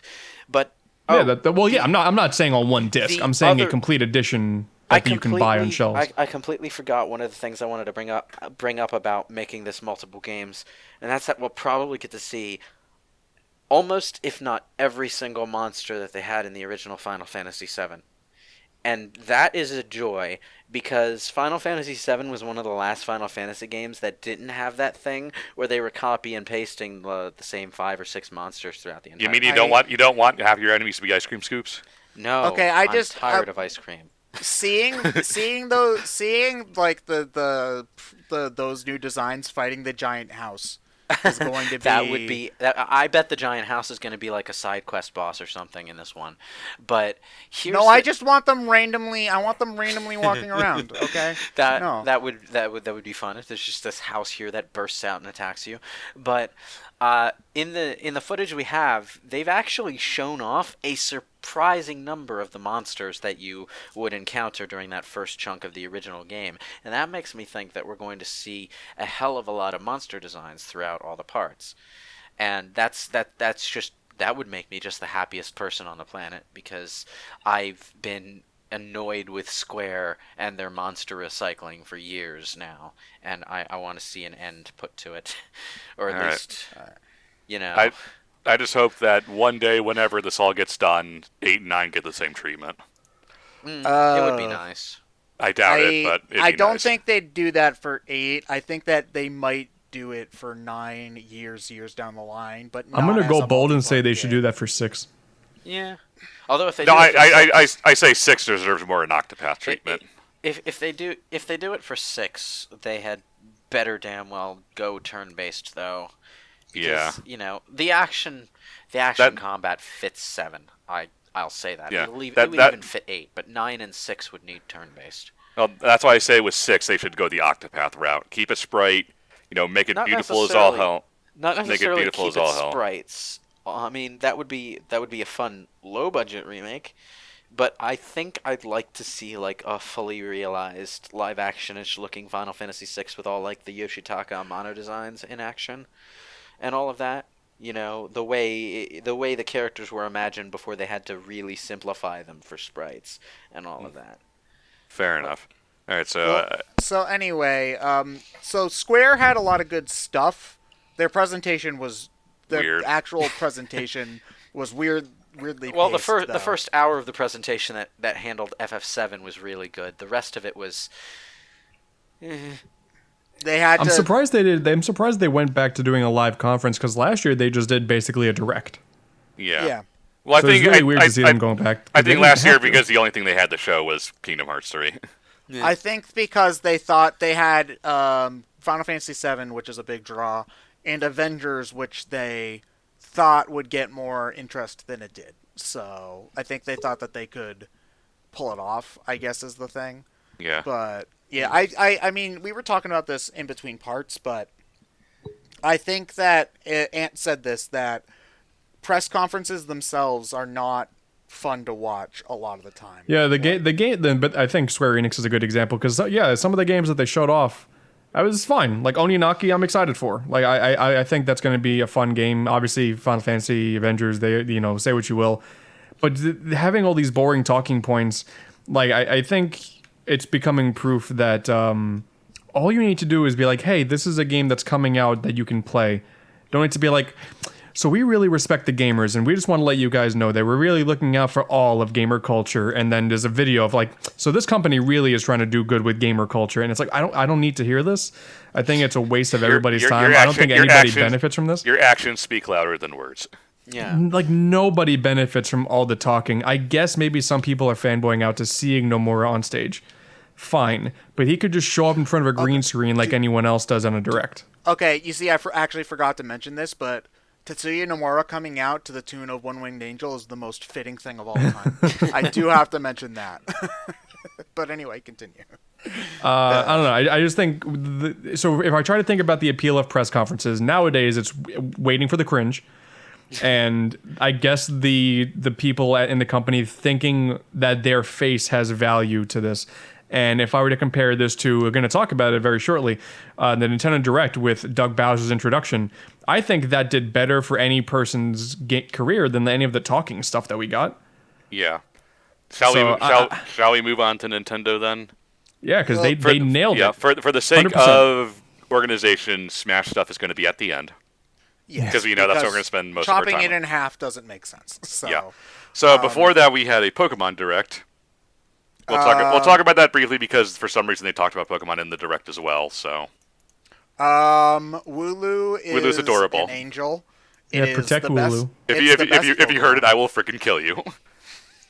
I approve of Wooly being this game's legendary. The new Pokemon look pretty good overall. Yeah. Some of the Imp one that they showed off. I like Impidimp. I don't. It's at least a new typing. What is it? You know what? It's Dark Fairy. Oh, that's. Ooh. You know what? Okay. I'm just not even gonna look at the new at the new Pokemon stuff because I kind of want that game to surprise me. That's fair. Okay. I think that's a good idea. Just make sure to not ever be on Twitter whenever they announce a new trailer, because if this is anything like Sun and Moon, Game Freak will just spoil the whole game. There's that too. Also, anytime a new female character shows up, there will be lewd fan art in less than 30 minutes. What I mean 30 is, seconds. I want like the experience to surprise me. I don't care if a screenshot out of context happens. I'll have no idea what it's about anymore. No, but like for Sun and Moon, it was really bad. They all but like spelled out the entire plot of the game and showed off every new Pokemon in every area. Yeah. They showed off the post game Red and Blue before the game even came out. Yeah. Yeah, like the thing that's supposed to be the secret fan service thing. For you remember when that was game. like a huge surprise at the end of Gen 2? Yeah, and it's like, well, we're just gonna put it in a random trailer. Okay, but anyway, enough complaining about stuff that's already happened. I mean, now let's complain about stuff that is happening. Masuda, you freaking idiot. Okay, so I'm really okay. So this will be interesting because I have opinions on this too. Are you talking Galar decks? So the Galar. Okay, so just for context, the like to dislike ratio on that treehouse part is not kind. So for context, Junichi Masuda, the director or producer, I don't remember which one of the games, basically made a comment that if you have Pokemon Bank or Home, I think it is, you can transfer Pokemon that happen to be in the Galar decks to Sword and Shield, but if they're not in the Galar decks, then you can't. And so I'm hoping that this is a temporary thing. I'm hoping that maybe later they'll add that functionality. Yeah, if he said this is just a start, we will add them in later. That's fine. I understand. No, they've gone on. I saw something online that said going forward, it's a different policy change. That's what I'm saying. Purposely selecting. That's what I'm saying. If they said that, I would be fine with it. No, this is just being idiot because all their excuses are fucking bullshit. So here's my viewpoint, because I personally don't care, because there are already going to be hundreds and hundreds of Pokemon in the game. It's not gonna be like you're running low on Pokemon. What is the benefit of having every single Pokemon accessible, except for you as a player going insane trying to get every single one? Because trying to fill out an entire Pokedex with 100 Pokemon is not a fun process. No, because that's not how it works anymore. In Sun and Moon, they had the Alola Dex, and that's the only thing that counted to completion. Anything that was not part of the Alola Dex, you could still transfer if they just didn't have Dex entries. Which in itself was a little disappointing. But you can still use them, is the point. Sure, but I'm saying is, for all the people who are complaining about not having every single Pokemon in Sword and Shield, I'm asking to those people who are complaining, why is it that you care about not having every Pokemon? Because if a Pokemon you like isn't in there, you're disappointed because you can't use a Pokemon you like. But we also don't know which Pokemon are in the game. I think that's not inherently the point. The point is you're just gating off Pokemon for no real reason. I think So the way I see it is like it's looking like Sword and Shield is gonna have 1,000 Pokemon. Like, let's be real. Well, It's gonna have He said 1,000 based on everything so far. Not that it will have that many. I think part of the appeal of new versions of Pokemon is that this universe and its roster of Pokemon does grow with every entry, and being able to experience that in its entirety is kind of cool. Yeah. But the thing that I don't get is, like, for instance, if Pidgey's not in the game, I'm not going to lose sleep over it. Like, because there are so many different bird Pokemon. There are Pokemon that fit every single animal type, and some are way better than others, just objectively, that if I don't have... Like, I don't know, if the garbage Pokemon from Gen 5 isn't in the game, I'm not going to lose sleep over it, and I'm not going to be like, damn you, Game Freak, why are you not, It's someone's favorite, and they're going to be disappointed if it's not in there. I don't think it's a deal breaker for anyone, but I understand why. Well, no, that's the thing, is people are acting as if it's a deal breaker. Well, people act like everything is a deal breaker until the game comes out. Here's the thing. For one, it's a matter of expectations, because every single gen... From Gen 3 onwards, you've been able to do that. So, in Gen 4, you could transfer all the Gen 3 Pokemon. In Gen 5, you could, and so on and so forth. And they've done that 4 times in a row. So, and in Gen 2, you could transfer up your Gen 1 Pokemon as well. So, if you remember back in, 2002, when Ruby, Sapphire, and Emerald came out, people were very upset when you couldn't transfer up your Gen 2 Pokemon into Gen 3. And I feel like a lot of that is because... a huge part of the appeal of Pokemon is raising up this creature and growing attached to it and giving it all your best moves. And people, spend hundreds of hours running. Well, I mean, yes, but if you spent hundreds and hundreds of hours breeding for the correct stats and the correct nature and the correct moves and all of that in order to get the perfect Charizard or the perfect Rapidash or whatever, and then you suddenly can't use that anymore. But it's not as if that Pokemon's lost. You can't play with them in the game, though. Is the thing. But it's a thing of people acting as if that's a deal breaker, and I'm seeing a lot of people online who are wanting to write petitions and to boycott Game Freak. That's because people get hyperbolic about it, for sure. The bigger problem is that all of his excuses are really, really stupid. Sure, yeah. Anytime a company tries to justify an opinion that a lot of people don't like, it never comes off correctly. Except for sometimes regarding a game delay. It's like, we wanted competitive balance. You've never cared about competitive balance, and it's not going to be competitively balanced here. Oh, did he actually say that? Yeah, no, that's BS. Pokemon has arguably never been balanced. And the other one he said is like, we have all these animations in this game, and we wanted high quality animations, and then there's video of Square Bunny using double kick, and the model just moves forward 2 feet, and then a foot appears on the enemy. Okay, that I'll agree with. That reasoning is BS, but. For me as someone who doesn't do competitive, I'm like, oh man, there's a lot of cool new Pokemon, some old favorites. Like, I don't need all 1,000, especially when I look at how Sun and Moon played, and Sun and Moon ran like garbage, and now that has more to Sword do with and the Shield, 3DS than anything. Well, yeah, but Sword and Shield now also has the giant open worlds and stuff, and Pokemon running around the thing. And my fear is that it just make it run well and be fun. No one's saying that anyone who's not in the Galar Dex has to suddenly be in the field when you're doing it. It's just their excuses for not doing it is just really stupid, and you're kind of just shooting yourself in the foot for doing that. I'll agree to that. I just don't think it's a big deal. It's not a big deal to people who aren't hardcore into Pokemon, but if you spend a lot of time doing or if you are into competitive, then you have your prized Aegislash or something. Yeah, you change your team because the entire meta then changes, so then you just adapt to the meta, which competitive people do all the time anyway. It's easy to say just change your team, but at the same time, that also means going through the dozens of hours it takes to change your team. It's not easy. Competitive play. A lot of competitive players don't do that. A lot of times I feel I've seen this because I have buddies who do competitive. They just hack their Pokemon in, but keep it within legal limits so it doesn't. I mean, they do that, but they're cheating. I disagree. If you keep it within legal limits, it's fine. Like I don't think a lot of people who play competitive have this emotional attachment to their Pokemon that people perceive, because a lot of people just hack their Pokemon in. And hacking is already a thing on Switch, and people are already hacking Let's Go. And yeah, you can cheat your Pokemon in, but people also keep within the legal limits. So I feel like people will just continue to adapt to whatever Game Freak throws at them. People will, I mean, granted, yes, but it's, I feel like we also have a lot of that is anecdotal. We don't know how many people hack in their stuff. There as are opposed to definitely- We also don't know how many people are wanting to competitively play with Pokemon that they've had for 10, 15 years.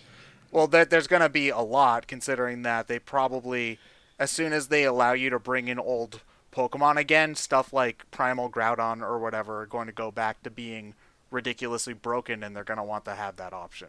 So, it's... I guess that's enough at this point about Pokemon, so we don't go into the intricacies of competitive balance. The real outrage? The box arts are trash. Yeah, the box art's pretty shit, but that's not really new for Pokemon. Yeah. Well, anyway, yeah. So you mentioned the Splatoon 2... Final Splatfest is Shin Megami Tensei themed. Oh, what? Yeah, what does that mean? So the final Splatfest is Chaos versus Order, which is like Law versus Chaos is one of the central themes of the Shin Megami Tensei franchise. Oh, okay. Basically. So all of you people are picking Team Chaos like freaking morons. Like, oh yeah, lol, Chaos, I'm so chaotic. Do you want to know what you like? The internet. Do you want to know where the internet doesn't exist? In anarchy. All right, you can't listen to BrainScratch comms in a world where there's no power structure because everybody's murdering each other. Also, Team Order has the best waifus. Yes. Okay. You see, who's on what team? This final Splatfest is the one where the only winning move is not to play. I mean, that's every Splatfest, but it's also every. The Order team is Marie and Marin. Marina and Marie. Basically, and all that's the good Chaos. No, that's Order. Oh yeah, so basically, Order wins. Yeah. all the good guys are on Order. Team Order, and it's like all the bad guys plus Pearl and Callie. Pearl's a bad guy. Well, I mean, yes, but she's also precious. Like, she's such a gremlin. I love her. Anyway, all right, so now we get to the actual direct. Skipping Smash. But that was a great way to open it, which is what we all kind of expected, but still great. Yeah, but anyway. Then we move on to the introduction of Doug Bowser. Oh, okay. So Doug, it's a super obvious joke, but it was so well done anyway. Bowser looks so good in a tie. Oh my gosh, he's such a good dad. Man, imagine Bowser going in thinking he has his new job. It's a high-paying job. He's the president of the company, just to be told, nah, bro, wrong guy. And then he goes back to being just typecast as the Mario villain. Like, that must suck. That's demoralizing. He has a kid. Man. But anyway, Doug Bowser, I was actually impressed by how well he presented in the direct itself. Like, he's not a Reggie or anything like that, but he wasn't trying to be he wasn't trying to be anything that he clearly wasn't, and he spoke clearly and confidently, and he wasn't a boring suit type. Yeah, well, like, I mean, it would be very easy for a middle-aged white guy to be a boring suit type, but it felt like he wasn't bullshitting you when he was talking about what he was presenting, which I think is important if you're going to try to be a talking face of a company. So, I was happy with how he held himself during the direct, which is good. There was a cute little nod, too. I saw in the Japanese version, they had to have text boxes over... Explain the joke. To explain that, yeah, because Bowser is known as Koopa, so the joke doesn't make sense to the Japanese audience. Yeah, so they're just like, oh, right. That was cute. This is the joke. They have to deal with that now for the rest of Bowser's tenure there.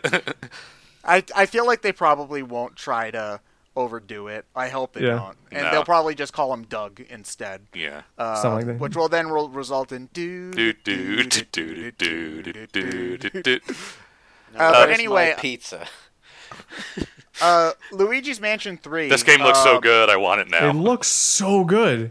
I'm really happy everything. that they brought back like boss ghosts, which I'm really happy about. Did you see the treehouse footage with the depressed filmmaker film guy? Yeah. Like, he's so happy that Luigi wants to be in his film. He just gives him the doohickey afterwards. Well, see, and the premise of the game is really clever. You need to get to the top of the hotel, and the main collectible are buttons for the elevator. We finally have a sequel to Hotel Mario.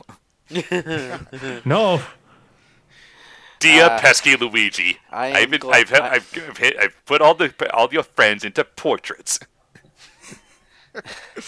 I'm glad we're getting a Luigi's Mansion sequel. I'm really looking forward to playing. They confirmed that it's an open world or open whatever mansion, the same way as the first game. It's just this big area you get to explore, and there's backtracking and all this, and it looks so good. I'm worried about it being a little bit too reliant on co-op mechanics because the a lot of times seem to be used a lot. So we'll see. I never liked forced co-op stuff in single player games, but overall the game looks great. It'll probably end up being like the co-op in Galaxy and in No. exactly. What happens is you have Guigi. Yeah, I know. Okay, so it's not really co-op. It's just kind of a separate pair of hands to use. Yeah, I know. But you can play it in co-op. Yeah. Yeah, what I mean is, So. like, it's probably just going to be stuff that makes life easier, but you don't necessarily need. Well, no, there were definitely some stuff that you needed to do because they had this thing where, okay, Guigi needs to open this door in order for you He needs to pull. get through, He needs to pull a T1000 and go through the crating. Yeah, or like if you want to open this chest, you need to switch to Guigi and have him walk over the spikes and stuff like that. So it's definitely not like superficial, is the thing. So hopefully it doesn't. I just worry about the pacing. There'll probably be a way to do it in single player without another pair of hands. There is. You just switch like between the two. spread goo out of the poltergust, and then you just swap controls between the two. Right. Yeah. So hopefully, And Scare-Scraper's in the game, and that was awesome. And that has online play with 8 players. That's gonna be amazing. That's gonna be nonsense. I don't know if any of you guys have played the Scare-Scraper in Dark Moon. Briefly. I only played like 20 minutes. It's so good. Guys, I can't wait to play as Red Luigi. Red Luigi. Luigi is technically Green Luigi. That's nice. Yeah, he's not wrong. This next item on the list, Dark Crystal. That's like some fantasy movie, wasn't it? Yeah, the Jim they're Henson making stuff. they're making game. a tactics RPG game based off of the new Netflix show. Yeah, I remember hearing about the Netflix show. The game is a new one on me, though. Interesting. Well, I mean, they just announced it, so. So they when they first started showing it, they had the Netflix thing in the corner, and I thought that they were announcing that Netflix was going to be on Switch finally. Nope. That would imply that the Switch is ever going to get functionality beyond the basic menu. Folders, please. But anyway, it looked like a game. It was. I don't trust the Netflix brand of games because they all look just like kind of not bad, but kind of shameless cash-ins. I don't know. The Stranger Things game doesn't look good. Okay, I don't know much about them, so. Well, we'll see. It could be interesting, but it remains to be seen how well it's done. Yeah. Next up is Lewis's important game of the group. Link's Awakening. I'm so happy for this remake. A release date September 20th, and apparently they announced some other stuff about it, like there's a dungeon creator of some limited capacity. Yeah. Yeah, it feels like they're. It also has the color dungeon. Yeah, I feel it looks the dungeon maker looks like they're tiptoeing their way into thinking about a Zelda maker, which I'd be all for.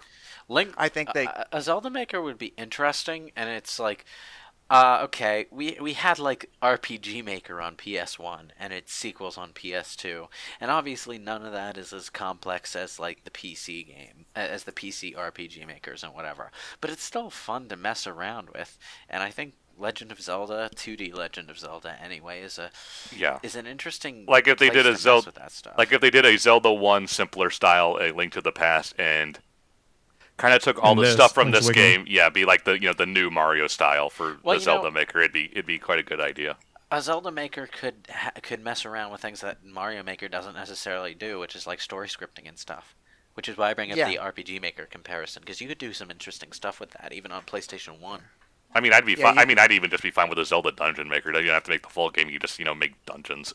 Well, dungeons. Yeah, I think it would be neat if you could have an option to, because I know people still want an option to like stitch together Mario Maker levels into a full world, which is not. Yeah, it's just if you had the option to make a full-length Zelda game, we could be making like our own 2D Zeldas, and that like full-length 2D Zeldas, 8 dungeons apiece.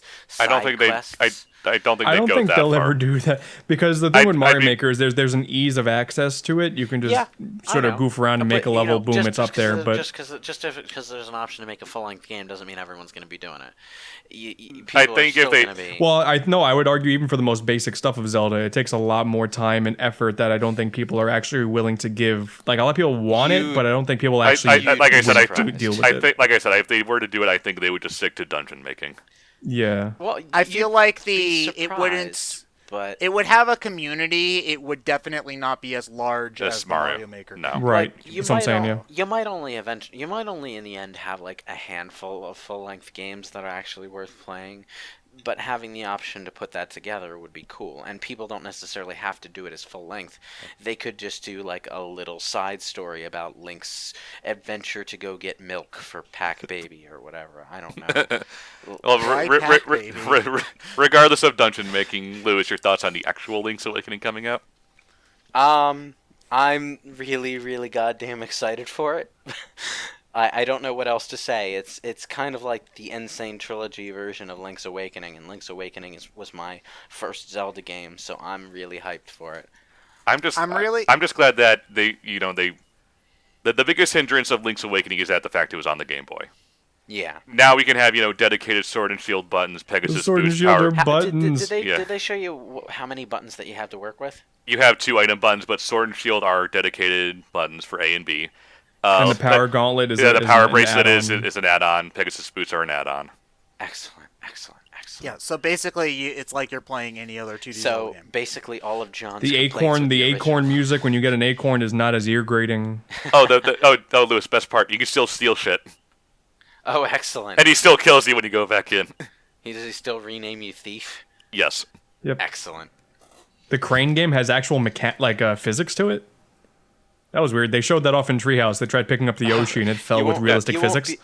You won't be able to just park the crane over that one corner Nope. and wait until Nope. the Nope. item What do you want? passes over the right pixel. Yeah. Yeah. And they're adding like fairy bottles and stuff. What's per interesting the is during, I arranged think, dungeon. the Treehouse, they said they got one of the original translators back for it, Wow, which is okay. weird. Interesting. Of course, we're gonna have much more fleshed out dialogue this time because we don't have to fit the English words in the tiny ass Game Boy cartridge. So that should be interesting. A lot of the dialogue was still very similar, though, like one to one in some instances. Yeah. Oh, yeah. At least in the original trailer, but still. Some of it works, but when you're the Japanese version probably said more in a lot of places. Yeah. I cannot wait for 3D model Wart. Dude, and yeah, Wart's in it, Kirby's in it. Like, there's a bunch of The Nintendo art style, characters in I'm there. glad that people have pretty much turned around on the art style because there was some shitting on it. I think it's still when it a first was little announced. too plasticky for my taste, but overall it still looks good. Well, And that's there's an that's on amiibo purpose, of the though. Link, so Yeah. All right, so I guess moving on, there's the Trial of Mana collection, the Mana Dude. collection, and the remake of Trials of Mana. This is a big deal because yeah, huge deal. the Mana series, Secret of Mana, is a cult classic game on Super Nintendo, but it had a sequel which for years was only known as Second Tetsu 3, and that game It's was in the considered collection? to be Yeah. it's in the Yeah. We're collection. getting it. In- Oh, brilliant! Yeah, there's Excellent. not only is that game getting fully remade, but the original is available on Switch right now, fully translated from the 16-bit version, which is Oh my yeah, god! I know. Yeah, exactly. It's available That's now. crazy. Yeah, it's out right Yeah. now. Yeah, the collection has Final Fantasy Adventure Secret of Mana and now Trials of Mana, which is the translated name for Second Tetsu 3. And not only that, the Trials of Mana remake actually looks like it has goddamn effort put into it. It looks so damn good. It's ridiculous how good it looks. I've just heard nothing but gushing about that, and the only thing that has stopped me from actually playing it is that I kind of don't want to pirate something that's that good.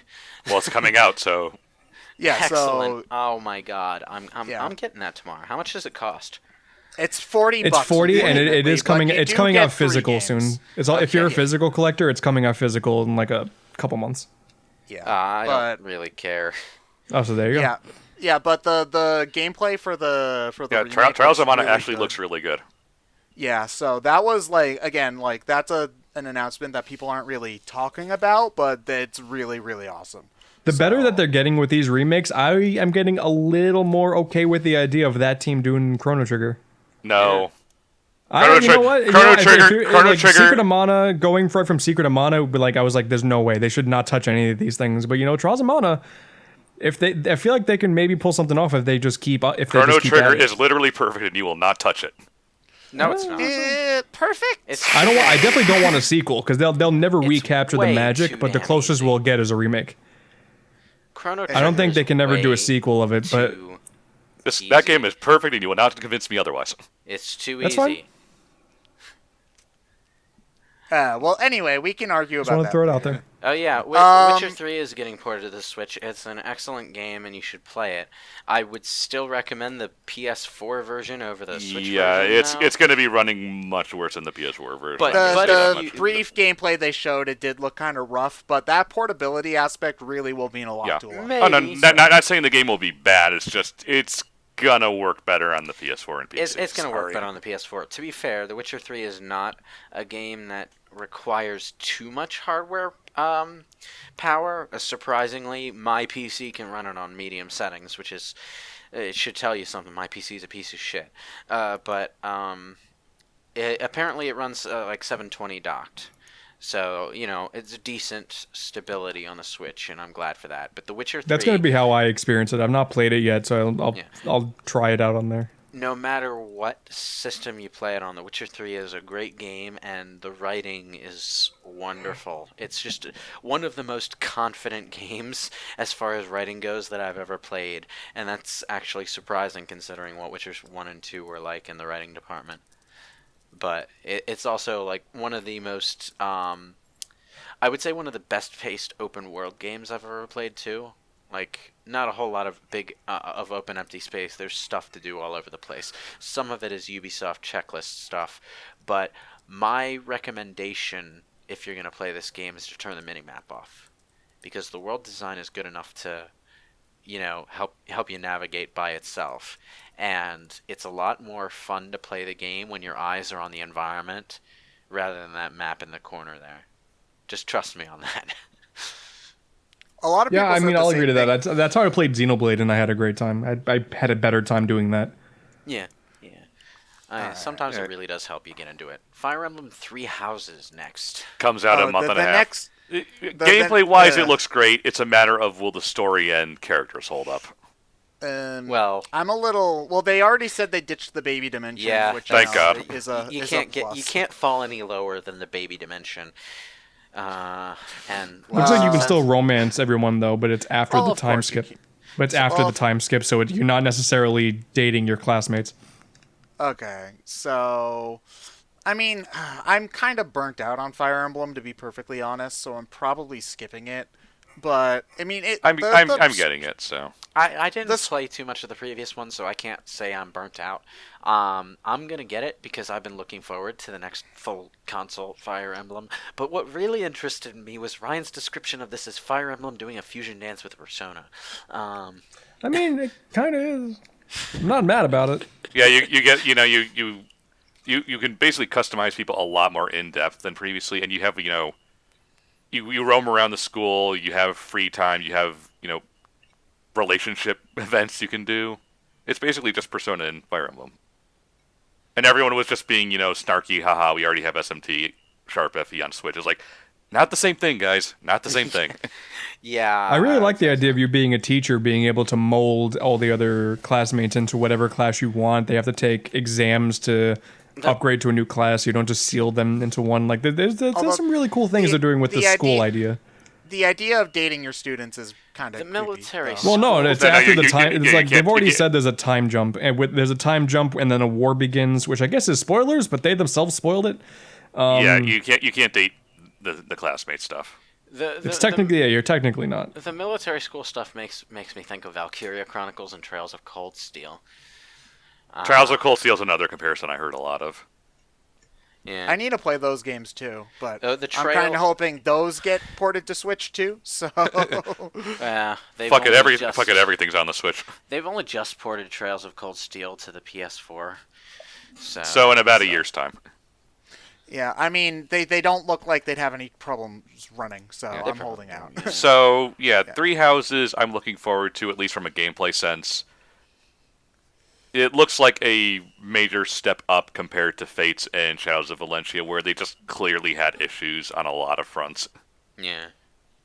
They brought back The Mila's turn wheel. the turn wheel. Okay, good, because that was I know a lot of people really like Shadows of Valentia. I love that one. didn't. I I feel it's like it's an unbalanced mess, but that to each their own.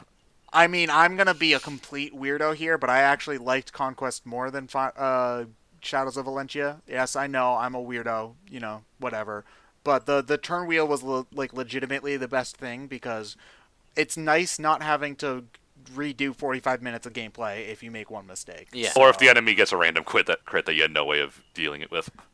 Yeah, exactly. So, and I mean, especially since, it doesn't necessarily undo the strategy element of it because there are times when you can push yourself into so bad of a corner that going turn back a wheel few won't turns save won't. you. It won't save you. Yeah. So you'd have to restart anyway. Yeah. So it's an alternative to save scumming that's a lot more convenient, but it's also more limited than just restarting.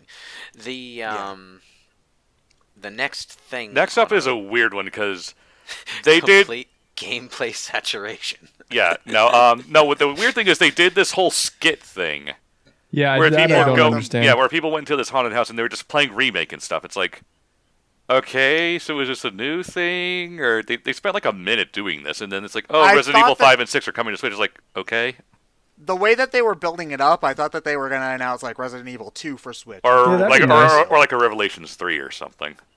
Yeah, but it's just 5 and 6, aka the least exciting Resident Evil games. I mean, when I look at the co-op thing, like I guess the idea of pulling up a Joy-Con with a buddy and playing RE5. Yeah, 5 could I have guess there's some appeal to that. Or if you just, you have two people with Switches and they just connect and play, Yeah. Chris on one screen, Sheep on another. Hey, 5 has sure. five has some value. Six on is the Switch. a dumpster fire. I'll tell you this though, it's like Switch 6 gets a bad rap, but apart from some like chaotic level design here and there and one really annoying big enemy boss monster that takes forever to kill, it's a really damn good action game. You don't play Resident Evil for that, though, is the thing. Yeah, I know, but Yeah. we're past the point where we're talking about 6 as where Resident Evil is. I think that it's about time we got over it. And now that we're like with Resi 7 and Resi 2 Remake, 6 is here. It's a perfectly fine action game. Just, if you don't like it, fine, but if you do like good action games, there it is. Enjoy the crazy. Have fun. It's got a lot to it. The mechanics Honestly, are great. I mean, honestly, though, 5 and 6 ports were probably the least exciting thing that they showed during the whole. Yeah, I can agree with that. If they Definitely. did do 2 Remake, that would have been way more hype. Yeah. In my opinion. I feel like that would have had a lot more trouble running. Yeah. But the thing is that I heard a lot of people saying, like, oh, the first 40 minutes of the Direct were garbage. I mean, we're not even halfway through. No. They've shown Luigi's Mansion 3, a Smash character. Link's Awakening. A port of... Yeah, Link's Awakening, a port of Seiken Densetsu 3, and coming up next, No More Heroes 3. Yeah! So excited. As if that's not a big deal, and you're going to say that the first half of this Direct didn't have anything cool in it. Okay, whatever. But yeah, I mean, I don't play No More Heroes, but I have to imagine what Ryan's reaction to that was. I mean, we knew it was coming based off the end of Travis Strikes Again. The art style. But I didn't expect it to come so soon. Is the thing. The art style, as I saw it, looked a bit weird. Just a little more so cel-shaded-ish. Yeah. You have to remember the original games were on the Wii, which wasn't exactly a technologically interesting system. I know. I was just expecting something a little bit more consistent with the look of those games, and I was surprised that they changed it up. I like the way Travis looks. I didn't know it was No More Heroes until I heard the voice, and I was like, wait, is this No More Heroes? Yeah, that's right. And he started being a giant asshole, and I'm like, yes, this is definitely No More Heroes. It's easy to tell when Robin Atkins down starts talking. Yeah. It's, I'm looking forward to it. It's been a long time since I've hung out with Travis Touchdown. Still need to play Travis Strikes Again. But TSA is a very weird side thing, so. yeah. I mean, the Suda's also said that he's really working to get 1 and 2 ported over to the Switch, so I'm sure in a Bayonetta situation we'll see that way earlier than 3. Mm-hmm. Yeah, they said 2020. Who really knows what that means with No More Heroes 3? I'm just glad we actually saw it. Yeah. Next up, we had Contra Rogue Corps, which Contra doesn't do well in 3D. Sorry, guys. It looked okay. It looked like it had promise. You can play as a panda in that game. Yeah, so that's cool. That's automatically like a good 5 points. It did look rough. Yeah, it looked very rough. The graphics did look rough, but I think it could be fun. It needs polish though for sure. Well, we'll need to see how it turns out. I'm skeptical. Yeah. They also announced Contra Collection came out that day too, which is neat. If you haven't done that yet and you like Contra, to be fair, the only ones I'm really going to be playing are the NES version and Alien Wars. Yeah, but they also had like the arcade version. No one plays the arcade version. No one plays the arcade version of Contra 1 though. The Genesis game is good too. Oh yeah, that one was hardcore. Yeah. Yeah. So I mean, it's hard when the Contra itself describes this one as the hard one. So Next up, we have a game I really want to like, but every time I see it, I'm just bored. Daemon X Machina. It looked a lot better. Like the added polish that they put in ever since they did the demo they really showed, because the game definitely looks like it runs a lot smoother. What is Daemon X Machina? It's that build your own mech thing by the Armored Core devs. Yeah. Right. Yeah, it's a mech game. The one thing that they showed off that I appreciated is that new weapons, because in the demo you had like a bazooka and a machine gun, and that was it. And the weapons, yeah, but in the trailer they had a lot more different kinds of stuff. They showed off more bosses and fighting other mechs and stuff like that. It looks like it could be fun. I think that there is something still holding it back a little bit, but it's very clearly a lot of effort is being put into it. And it's a shame it's being released a week after Link's Awakening. Oh wait, is it? Wait, that's oops. It's late September. Well, that's the same day Dragon Quest XI comes out. Sorry. That's not a terrible release date, because not everyone who's really interested in this kind of mech game is going to be into cartoony Legend of Zelda the stuff. problem, it's more that everyone's going to, all the outlets are going to be focused on Zelda and not talking about Daemon. Probably. Yeah. I mean, even regardless of the release date, Daemon X Machina was going to be a niche title anyway. Yeah. And I feel like a lot of the audience for what would have been everyone pronounce it Damon with an A? Because that's how it's spelled. It has an A. That's not how it's pronounced, though. You're supposed to say it demon. Whatever. Yeah, okay. You see, this is frustrating. Is it demon is it demon or Damon? Okay, they always pronounce it Damon in. Yeah, but the thing in Dungeons and Dragons, there's both demons, DEMONS, and daemons. That's because Dungeons and Dragons was written by people who don't know what they're talking about. I'm sorry, but granted, yes, but I just call them daemons because in the context of Dungeons and Dragons, you need to differentiate between the two. But anyway, the point I was trying to get is that I feel like a lot of the audience that would have been interested in Daemon X Machina are instead looking at Astral Chain. So I feel like that game has kind of stolen its thunder. Probably. Next up, another pretty decent surprise: a Panzer Dragoon remake. That's so random. It's just really so random. Really needs a remake, because Panzer Dragoon was like one of the better Sega Saturn games, and like for all 10 people who owned a Saturn, your chances of actually playing this game are kind of slim these days. And it looked pretty good too. Like Sega had a decent show, all things considered, and they didn't even need to pull out the Sonic card for anything important. So Well, actually, that. I mean, we do that in a couple games. Well, there's Mario and Sonic at the Olympics, but that hardly counts. I'm just saying, this is the blue guy. We'll get to that.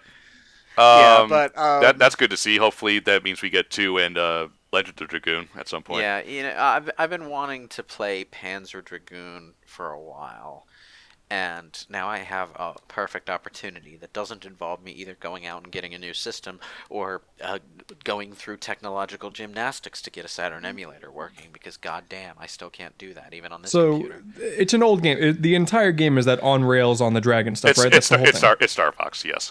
Okay. Yes. I mean, it looks gorgeous also.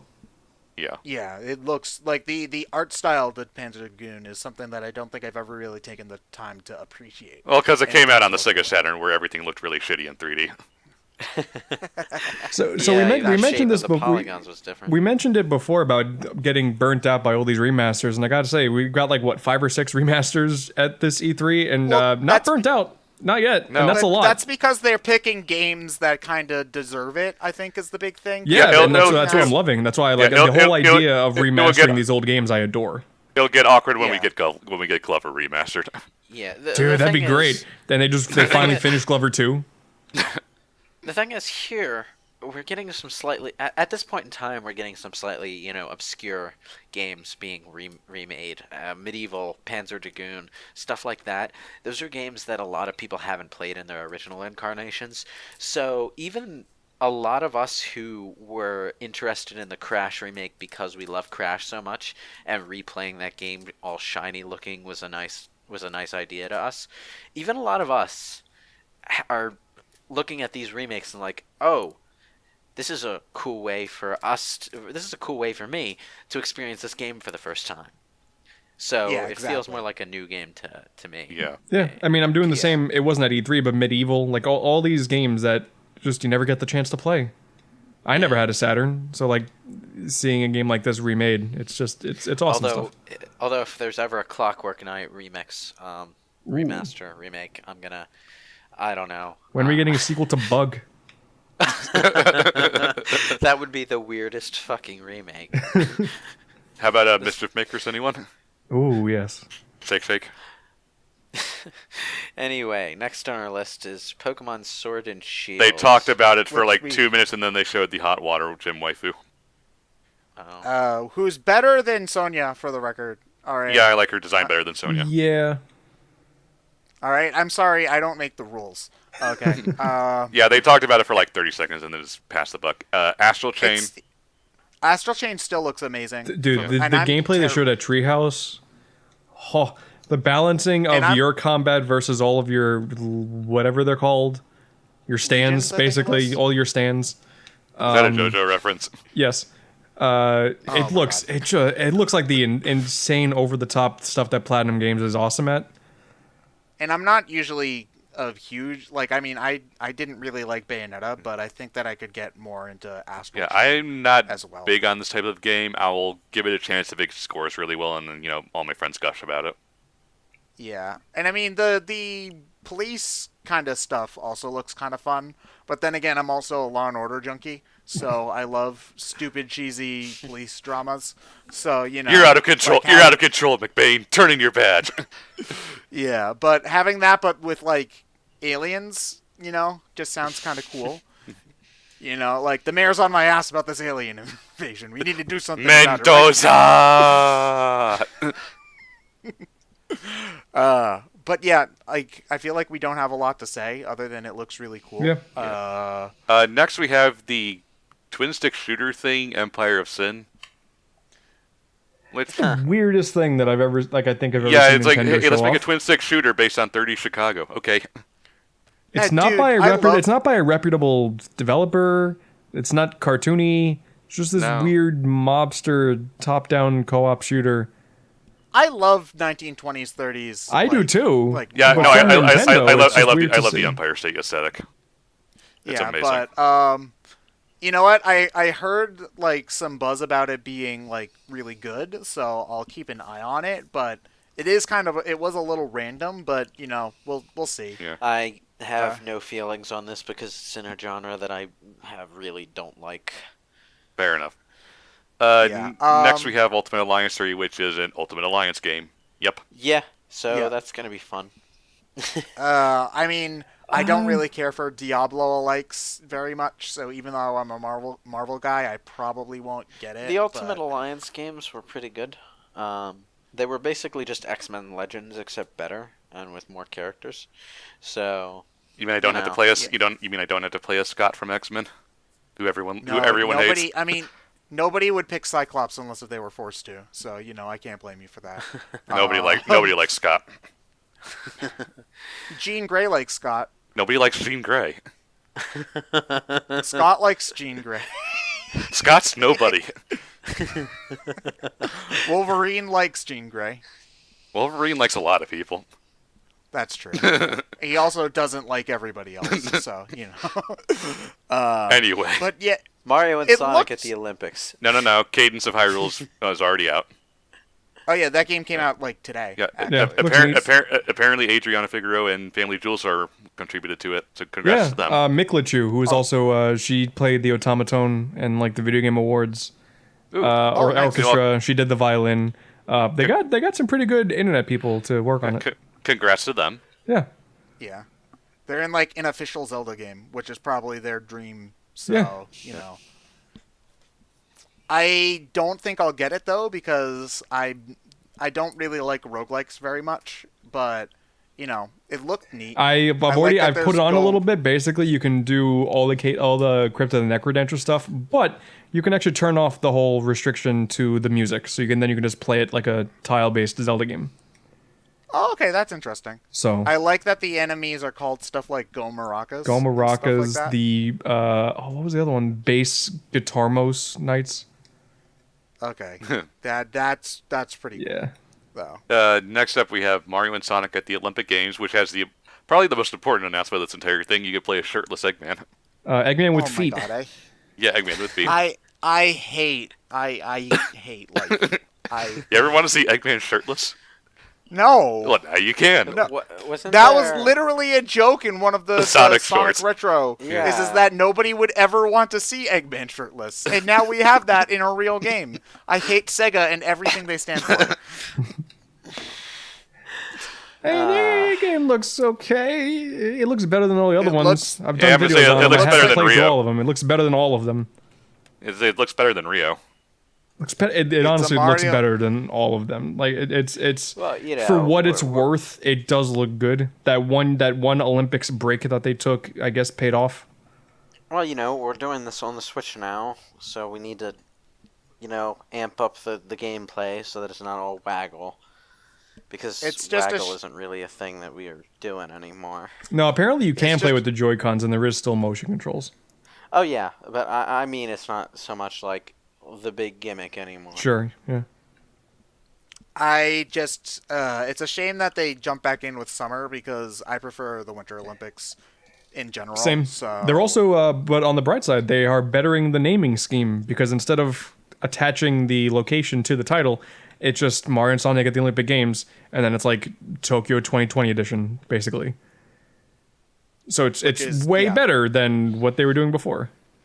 Mario and Sonic at the Olympic. 2016 Olympic Rio Games, which, rivals Square-Enix with some plot, with some title link stuff. So yeah, at least it's not as ironic as Lightning Returns Final Fantasy 13. So, time for Anthony to gush. What are we talking about? Oh, dude. Oh, Animal Crossing. Dude, and I mean, listen, I'm not the only one. All right? Dude. You can make paths. You have a cell phone. Yeah. Man. You can choose where the villagers live, which is genuinely a gigantic that is deal. so good. They're not going to move on top of my petunias. They've completely changed how the flowers work because now you can plant a flower, pick up the bud, and then replant it. And by making it that much easier, if you want to buy a new plant, it's actually substantially more expensive. So plants are a hotter commodity than ever. It looks gorgeous. There is same screen co-op, which is pretty cool. You can have 8 people in your town at one time. That's awesome.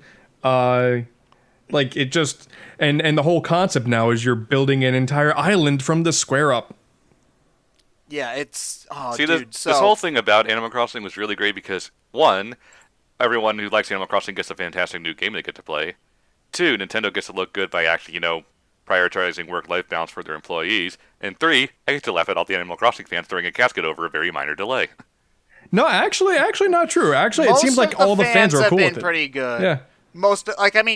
You'll always get assholes, but most of the people were pretty okay with the delay. So I just love the image someone posted of Smash Brothers of Isabelle versus Cloud. It's like March 2020. Oh man, but like I'm really happy that they didn't just do New Leaf and make it HD, because they could have done that very easily and people would have bought it and gushed over it anyway. But they took a new idea and used that idea to improve on some of the things that Animal Crossing, the little annoying things that Animal Crossing had issues with before. Yeah, there are a lot of minor things that you can do. Like if you hit a tree. Oh yeah, also there's a bunch of crafting. Like, oh yeah, and it's also all like almost exactly how it is in Builders, where you'll get a new item and then your character will be like, "Oh, I can make a recipe out of this," and then you can create new things. Yeah, that is like a lot like Builders, now that I think about and then like you so. knock down trees to get pieces of wood. Like there's I think you can have what I think I read online is all the other villagers also have a debt to pay, so they are now that's their motivation to also do jobs. So like. They'll be doing yard work and stuff, they're not gonna just slack off and mooch off of me all the time. Everyone's paying a debt to Nook. Everyone. Oh no! Oh, he's starting his criminal ring, guys. Yeah, he's finally doing it. He's finally started his extortion. Dude, there's achievements. Well, I they mean, were in Welcome Amiibo too. Well, yeah, there were kind of achievements as far back as New Leaf, where Phineas would come by and be like, "Oh man, you've spent way too much time in this game." Oh yeah, like, but now there's just a straight up menu that has all these different things, and you'll unlock like new items and stuff by doing them. Does it give me power moons? No, this is better. Because you actually have to do things to unlock them. Not just, hey, I found a glowy bit. Cool. Yeah, see, that is doing a thing. You had to ground pound on that glowy bit. Yep. Exactly. You can place items. You can place items in the overworld now. You're not just restricted to your living area. That is really cool because you could have like a campfire outside, which is like awesome. So. And we've only seen a very, very small bit. We haven't even seen Isabelle yet. We don't know what she has to do, what she even does. So. Yeah. They said that they had some kind of ominous description of it, like how she works will be dependent on your actions, and it's just like, what does that mean? Well, because you can choose to live in your tent the entire time and never pay off your debt. If you choose to upgrade to a house, then she sort of helps with that to some level. Ooh, so she's like it's like Happy Home Designer and stuff. I guess. But then what does Lottie do? We'll find out. We have until March now. Okay, so it looks next awesome. We had a third-party sizzle, and then barring more Smash stuff at the end, which the third-party sizzle didn't reveal too much. We weren't expecting really. Well, they announced Spyro for which we all saw coming regardless. So yeah, but still having the confirmation, and it's coming out this fall, I think. Yeah, that's nice to have. Alien Isolation is getting a random port. Yeah. And that's a game that I hear a lot of good things about. So, I'm looking forward to Super Lucky's Tale getting a Switch port. Oh yeah, that's a thing. That was a really random one. Yeah. Because that's like published by Microsoft or something, right? Yeah, I think so. Yeah, so that was weird. But barring Smash stuff, going on to the last surprise.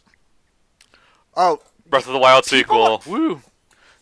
I feel like people aren't really talking about that very much. Well, there's nothing because to of the really Smash talk stuff. about. Yeah, but it's like they announced they announced a new Zelda game. That's a big deal.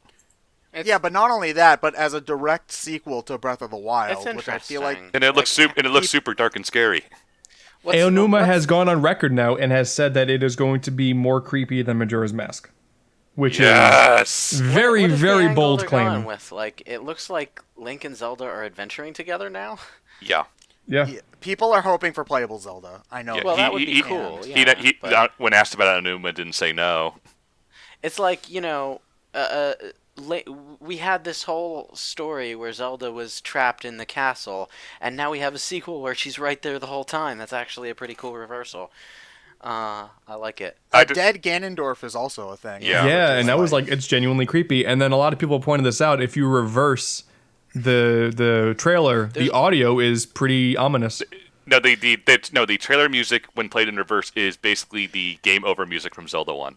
There's this. Oh, I didn't know that. There's this theory I saw running around where they're like, there's this mural. I think you can find it in the original Breath of the Wild. Maybe is it? No. No, it's just The one in the trailer shows basically Ganondorf. It shows Ganondorf like as if he was Zelda's knight, and yeah. So like he fought Ganon? Question mark.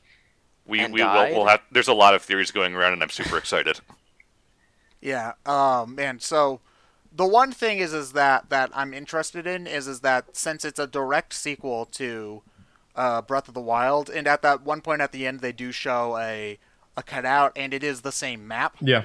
I'm wondering what they're going to do about the overworld. I heard that they're reusing the map, but I would assume they would need to populate it with something. An idea I've heard is that they'll maybe do like a Link to the Past and have a Dark World version of that. I think that this time around we're going to see more in the way of actual dungeons. I hope so, because if you're going through the same world again. And, like, you can't just have the same 120-plus shrines. Yeah. I feel like they can't... I feel like if they're going to have the same overworld, they shouldn't even bother. Because, I mean, exploring the Breath of the Wild overworld is a fantastic experience. But if it's the same overworld, even if they, like, put in a few random things, then again, it's going to be mostly the same experience. Yeah. So, I feel that's why I like the idea of people bringing up, you're not really exploring this Hyrule, you're exploring a dark version like a Link to the Past or something. I hope that we get some of the more futuristic stuff from, I think I've mentioned this a couple of times, but I want there to be more sci-fi elements. Bring back the UFOs. Stuff. Yeah. Well, here's the thing. When you're reusing essentially a game's map, whether it's a large one like Breath of the Wild or a small one like Kamurocho in the Yakuza series, the key to making it feel like a new experience is to show how much time has passed. In the previous game, the world was fairly unpopulated. Yeah. Because of all the shit that had gone down. Now that all that's over, maybe a number of years have passed and people have moved into different areas and there's more society. Yeah, that could work for some spots, but realistically, there's a lot of points in that map that they're just not going to be able to put a new thing there. It's just like there's no reason for there to be a huge town in the Hebra. It doesn't even need to be a huge town. It could just be signs of people doing things. Like maybe there are other adventurers that are making more inroads into certain areas than they would have in the past. Yeah. Because things are safer or something. We'll have to see. This is all just speculation. I'm just excited we're getting it. Yeah, I'm just I have 100% confidence in those guys. Yeah. Yeah, I'm just excited that A, we're getting it, and B, it's basically going to be, the Majora's Mask of this style. Yeah, I would be A-okay if the overworld was smaller, but more dense, and reduce it more of a focus on... Reduce it by about, maybe 5%. But that's why I think we'll actually see Breath of the Wild 2 in a relatively decent time frame, because they're just going to straight up reuse the map and then add to it rather than try to remodel it. Like, I think it will be the same exact, model. I wouldn't be so sure. I think the earliest we can ever hope to see it is maybe late winter next year. I think 2021. That's what I'm saying. But when you look at when Breath of the Wild was announced to when it released, I'm saying we're going to see it within the next 2 years. Yeah, no, definitely that. I think it's a 2021 game. Yeah. I see it possibly getting to 2022, but that depends on Nintendo. Imagine if 2021 is Breath of the Wild 2, Odyssey 2, and Metroid Prime 4. Everyone would die. Everybody would die. Yeah. Pikmin 4? No, that doesn't exist. All right, so we've come to the end. Ted, take your victory lap. Hose mad? Hose mad. There we go. Did people deny you thinking that Dragon Quest is going to show up in Smash? Oh, dude. Here's the thing. On Twitter, I've been mostly gushing about Dragon Quest, but I'm also super hype about Banjo-Tooie because Banjo-Tooie is one of my all-time favorite games, and so I thought that we were only going to get one character at all. At the very least, I was worried about my two characters being thing right. Yeah. I mean that's true. Yeah, I think I said that was bullshit. So I guess you were right there. So yeah. So we get two characters that I really like. One of which is a character Banjo that I thought would never ever ever ever happen. And the fact that we got it is amazing. Yeah. And the Dragon Quest hero, is a character that everybody told me was stupid and that nobody would want, and it exists, and I'm really. Have you even looked in Japan's direction in the last? Dragon Quest is insane in Japan. It makes perfect sense. So I'm really really happy about both of those characters. And I could gush about all the Dragon Quest details that are in the trailer. Guys, Goku's in Smash. But I won't bore all of you guys. But it made me really happy. So yeah. I mean, I'm sure that my excitement for Dragon Quest and Banjo, everybody was flipping their lid over the Banjo announcement. That was me. Because everyone's reaction is freaking out about Banjo. What the fuck about Dragon Quest? I love the picture of the DK Diddy and K Rool, where one is them going like, huh? And the other is them being really excited because they have East they have Dragon Quest East really excited, West, huh? Yeah. And then they have Banjo East, huh? West. Really No, the weird thing is apparently there is a subset of Japanese who do really like Banjo, but it's like a very small subset of older gamers who only played N64 from within those 2 years. What I saw that was pretty interesting is Banjo is actually the first character in Smash to be created by Americans. No, they're UK. And Diddy Kong is Americans. Diddy Kong is a gray area because that's UK. Because Banjo was made by Brits. Yeah, too. it's rare. Okay, so sorry, non-Japanese then. Dark Samus is the first one made by Americans. Yeah, Dark Samus. Dark Samus? Yeah. Dark Samus is American. Yeah, retro. that's true. Yeah, but I mean, still, it's one of 5 characters on the roster that are not made in Japan, which is a pretty. Which, by the way, gives my desire for Mike Jones of Star Tropics a little more credibility. He's purely American. Wasn't developed. Wait, who developed that game? Nintendo, but it only came out in America. Oh, huh. Yeah, it was never released in Japan. I didn't know that. I just wanted to throw that out. But just as important, Grant Kirkhope actually did the remix for Banjo. The remix is really, super good, and it just means that we're going to get the Banjo-Kazooie soundtrack in Smash. Oh man, I really hope we get a good selection of songs from all 3 games actually, because Nuts and Bolts has good music too. Just wait, Ted. We're going to get 2 tracks from Dragon Quest. Yeah, but here's the thing: they played both tracks in the trailer, and they're both orchestrated. So that's still more than what Final Fantasy got, because they got the MIDI rips from the PlayStation. So I'm just really curious at how the hero's going to play, because he had all those crazy Dragon Quest menus, and I'm not a big Dragon Quest guy. I love how they included his stupid thinking animation. Oh. Yeah. It's like I'm in this middle of a fight between the greatest heroes in all of gaming. I'm just gonna stand here and ponder my next move while they're doing that. Dude, they showed off 12 different spells, and some of them look ridiculously OP as fuck, being able to put an easy to aim attack that puts people to sleep. Okay, that's really good. A barrier around you that you can move with that reflects all projectiles. Okay. Being able to negate all damage totally, that is broken as fuck. And the kamikaze move, it kills you, but it does, I think, about as much. It looked like it had the animation from the fake smash ball, so that's basically if you're at 150% anyway, might as well. I think the MP management system is going to be key to him. Because I was looking at the various Smash forums about this, and everyone was like, this character could have the highest skill ceiling in the game.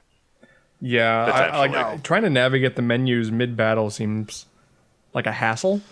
Yeah, I think that's going to be his defining weakness. Yeah. Yeah, I also feel like his normals are probably also he's going to be pretty slow, and his normals are also probably going to be. I feel like my hours and hours of manually fighting every single battle in Final Fantasy 13 is finally going to pay off here. Anything left to say about how Erdrick & Co.?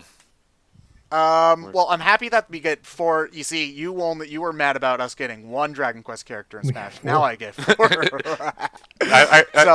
They're with the most popular ones. I think it's 3, 4, 8, and 11. Yeah, so 4 is just an all-around popular game. 3 is the big one in Japan, and 8 is the one that's big in the West. So 8 is like the Western Dragon Quest because of the Final Fantasy 12 demo on the PS2 version. So, and 11's the new one. So, yeah, they've got a good selection there. It's good because my thing with Dragon Quest was I was thinking Erdrick, while obviously iconic, would be very, very niche for a lot of people don't know who he is. So by introducing it as the Dragon Quest XI character, that makes more sense. I'm glad Trunks is in the game. Yes. Yes. The only other thing I think of interest that I would want to talk about is they have a little clip of the slime bouncing around, but they have 2 clips of it, and one is on the new stage, and the other I think is on Palutena's temple. So either that's it's part of it. It's part of it. The one where like the green-haired guy is like stepping around. That's probably a taunt. The thing is that the other clip he's just by himself. So either it's a taunt. There's a spell that summons a monster, which I feel like isn't likely because there's not really a spell like that in Dragon Quest. Or the thing that I think I would be most excited about is it's an assist trophy, and having a new assist trophy would be unusual for DLC because they didn't add anything like that for Joker. Yeah. So I'm hoping for that. I think that'll be cool. I guess moving on to how Banjo plays a little bit. Oh my god, Banjo looks incredible. It looks exactly like how I wanted, how he should have been when he was rumored to be in Smash all the way back in Melee. Like, oh my god. He uses Kazooie as a bludgeoning weapon. It's so good. There's a lot of moves that are based off of his moves from Tui. Like, he's not only the thing where he smashes Kazooie as like a cudgel. That move's a secret move in Tui, and the move where he takes out Kazooie and starts firing her like a shotgun is also the first person. Have you seen the comic regarding the bashing Kazooie and sword users? Okay, it's Isabella polishing all the Dragon Quest guys. So it's like, just add another sword user Sakurai. Isabella will clean the swords, he says. It's like, I'm glad, Banjo, you're not like another sword user. He just beats up people. He's like, here, have a sword. You want to be a sword user, right? He got the swords. I also like the one where it's Erdrick, Sora, and Gino having a sandwich, having a picnic. And he's like, would you please pass the egg salad? And then Banjo's like, bargle, he just picks up Erdrick and drags him off. Banjo also, there was that one point where he did what looks like his side B, where he does the Wonder Wing, and he had like a meter with the golden. Yeah, so I think I get the feeling that, he was shooting regular eggs, but he also had the grenade eggs. I think Banjo's going to play. I think the grenade eggs are just the down B, I guess, whenever for shooting from the back. We're not sure, but I get the feeling that Banjo's going to be a collection-based character, which would fit his games. His powerful moves rely on finding stuff. Yeah, but that would basically mean that you theoretically always have items on. So my assumption is the Wonder Wing, you only have 5 Wonder Wings per life, and maybe the eggs rotate like the Pikmin do for Olimar.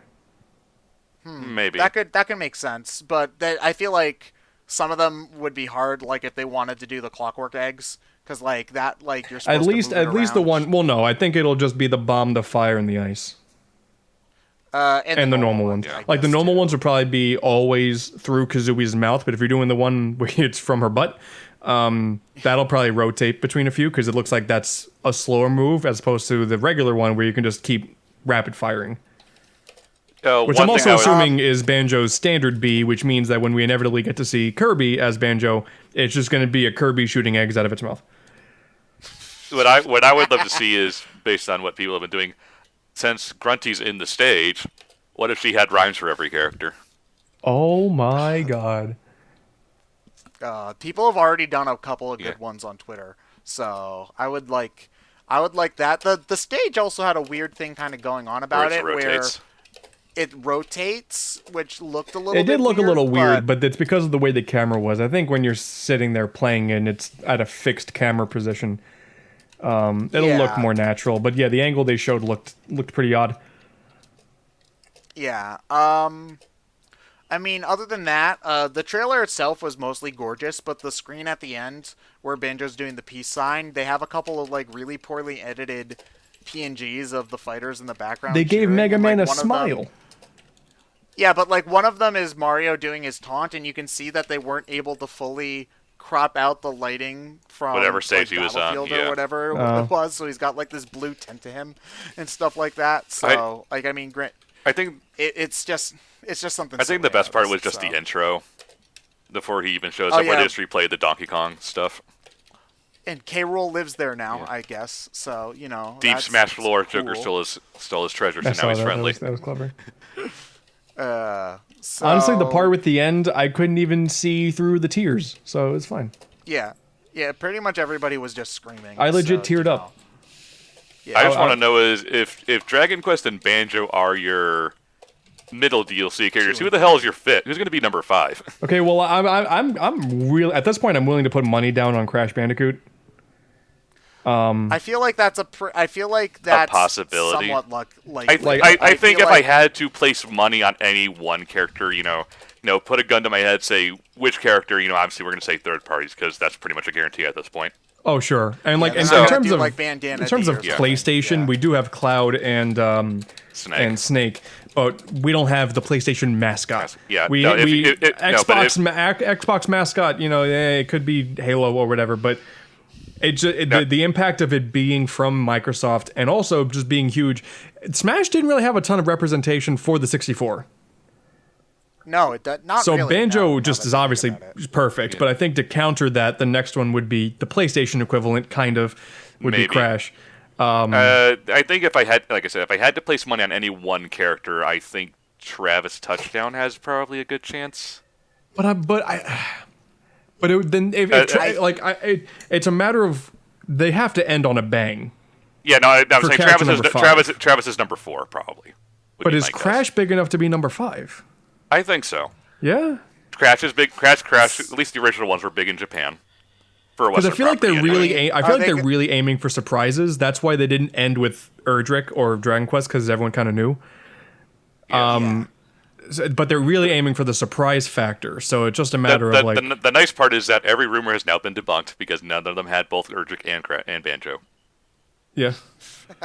So we can start being surprised again. At least until 4.0 comes out and people start dating mining again. Yeah, but it's just really funny that there were so many rumors with both Erdrick and Banjo, but none of them had both of them. So, I agree generally that character number 4 has a better chance of being slightly more niche. If a character like Travis, or I know Shantae is another one that some people want. If a character I would still like love Gino, but at this point it's like no, I think Square's done at this point. Yeah. I know a lot of people want Sora. No, I think the Dragon Quest basically killed that dream. Yeah. I mean, honestly, since I've got all the characters I would ever need, so whatever comes out. Yeah, can we just not have any more sword users, please? This is honestly what I see happening. Like, I'll place money on Crash, fine, and then whoever the 5th character could be, I still think Nintendo's going to drop a 6th character just as an extra, and that would be either a 3 Houses rep or a Gen 8 Pokemon. Just as an extra on top of the Fighter Pass. Maybe the same way that when we were about to get the Fighter ballot winner, we also got Corrin. I don't know. Like, I feel like I feel like if they were going to do a 3 Houses rep, they would have done it already. Well, no, because people would assume that it's with the Fighter Pass. That's why I think they're going to wait until near the end. So then the Fighter Pass will, like, basically... I feel like they'll announce the 5th character and a 6th character being Fire Emblem or Pokemon with the 5th character. I'm also not sure because I think I know at least once we've brought up the possibility of them doing a Season 2 Fighter Pass. I don't think that's going to happen based on Zelda getting its one piece of DLC and that's it. Splatoon had its 2 years, but that's a much more live service kind of game. Well, I don't know if my heart can take another year plus of this hype. I mean, I would want it because I don't need another Smash. I never need a Smash 6 after this. Just keep adding to Smash Ultimate. That's a fair point. I think it's in their best interest to let Smash die down a little bit after the Fighters Pass. Maybe, if they're do a Season 2, take a break or do something a little bit like you brought up on Twitter, Echo Fighter Oh yeah, DLC, surprised, which yeah. is cheaper, would be cheaper but comes out a little bit more quickly, or a few more characters or something. But like I feel like Smash Brothers has to some extent become a little bit oversaturated because this is a game with like 75 characters or whatever. I mean, but it has like the most hype going of any single game. I again, but that's true. But I think also there's the fact that it's still, I don't think, reached the same amount of insane hype that Brawl had, and Brawl was so hyped because it had been so long. It was also the first time third parties were announced. I think it's more a matter of you are never going to top this game. It's not going to happen. Sure. Never going to. Never, ever, ever. I think it'd be better in their best interest to just keep adding to it for the Switch as long as they possibly can.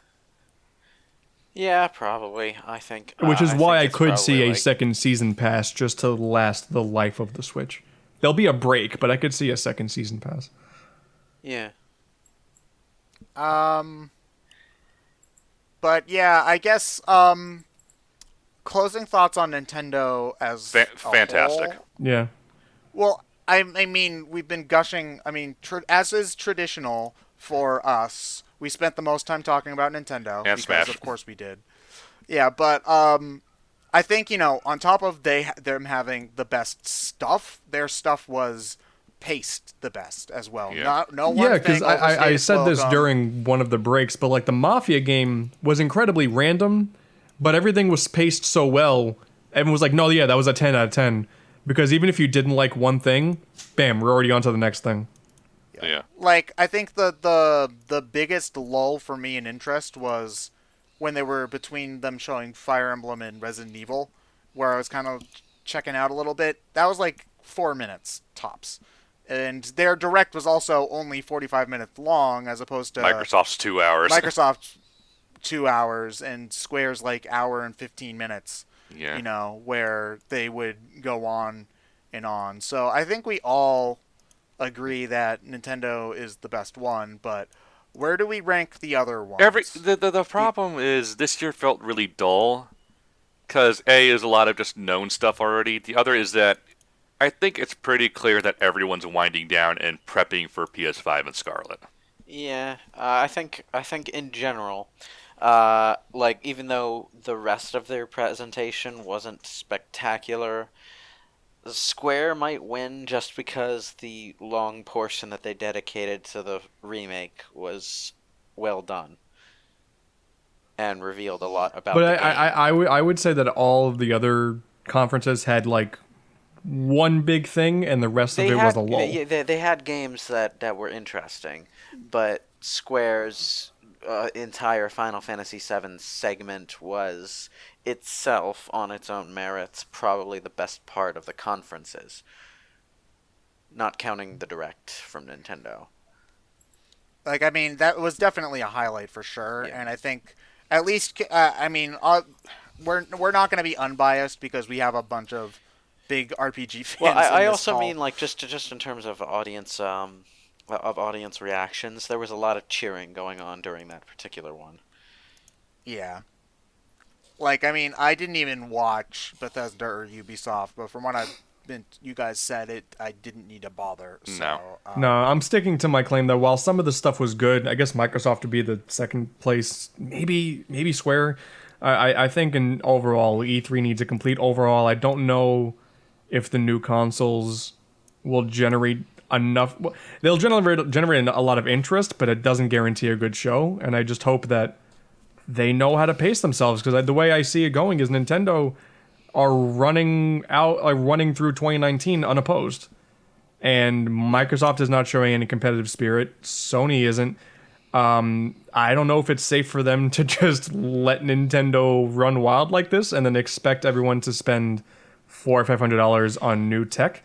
Well, that depends on how they show next year. No, yeah, it's going to depend. That's what I'm interested in going into E3 Here's next year. My question about Sony and Microsoft, though: why are they winding down if their next consoles are going to be backwards compatible anyway?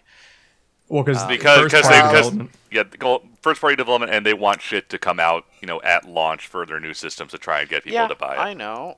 I know, but any game that they're developing for the PS4 or Xbox One right now. Well, is to also be fair, content they that did not people say can it was enjoy on backwards the new compatible system. for Scarlet. Yeah, they did. They said Yeah. they said they're like striving to make sure that it's fully backwards compatible. That's the idea. They didn't say for sure though. No, but I would now that they said it, Yeah. I would imagine so, but I'm waiting for confirmation. Sure. Well, Sony, at least we know it's going to be backwards compatible. And you know what? With the Xbox Scarlet thing, I wouldn't be surprised if it is backwards compatible because both of our current consoles run very closely to PC. Yeah, no, it most likely will. I'm just not assuming anything considering. Yeah. So they could very well be showing off games that are designed for the current consoles, but with an intended much smoother running PS5/Scarlet port for the launch window, just to beef up the game library at that point in time. But they don't seem to be leaning into that. I think I get what you're going at, Lewis. Like, though, instead of going into this chill period where we're sort of between lifespans, they could bleed one lifespan into the other, well, that's the thing is Sony not is lose fully momentum. able to, because Sony could be the ones majorly pushing Death Stranding. They have Dreams, which they refuse to talk about. I don't even know what game. That's Exactly. the make your own that game is. thing. It's by Media Molecule. That's People, like the Little Big Planet devs.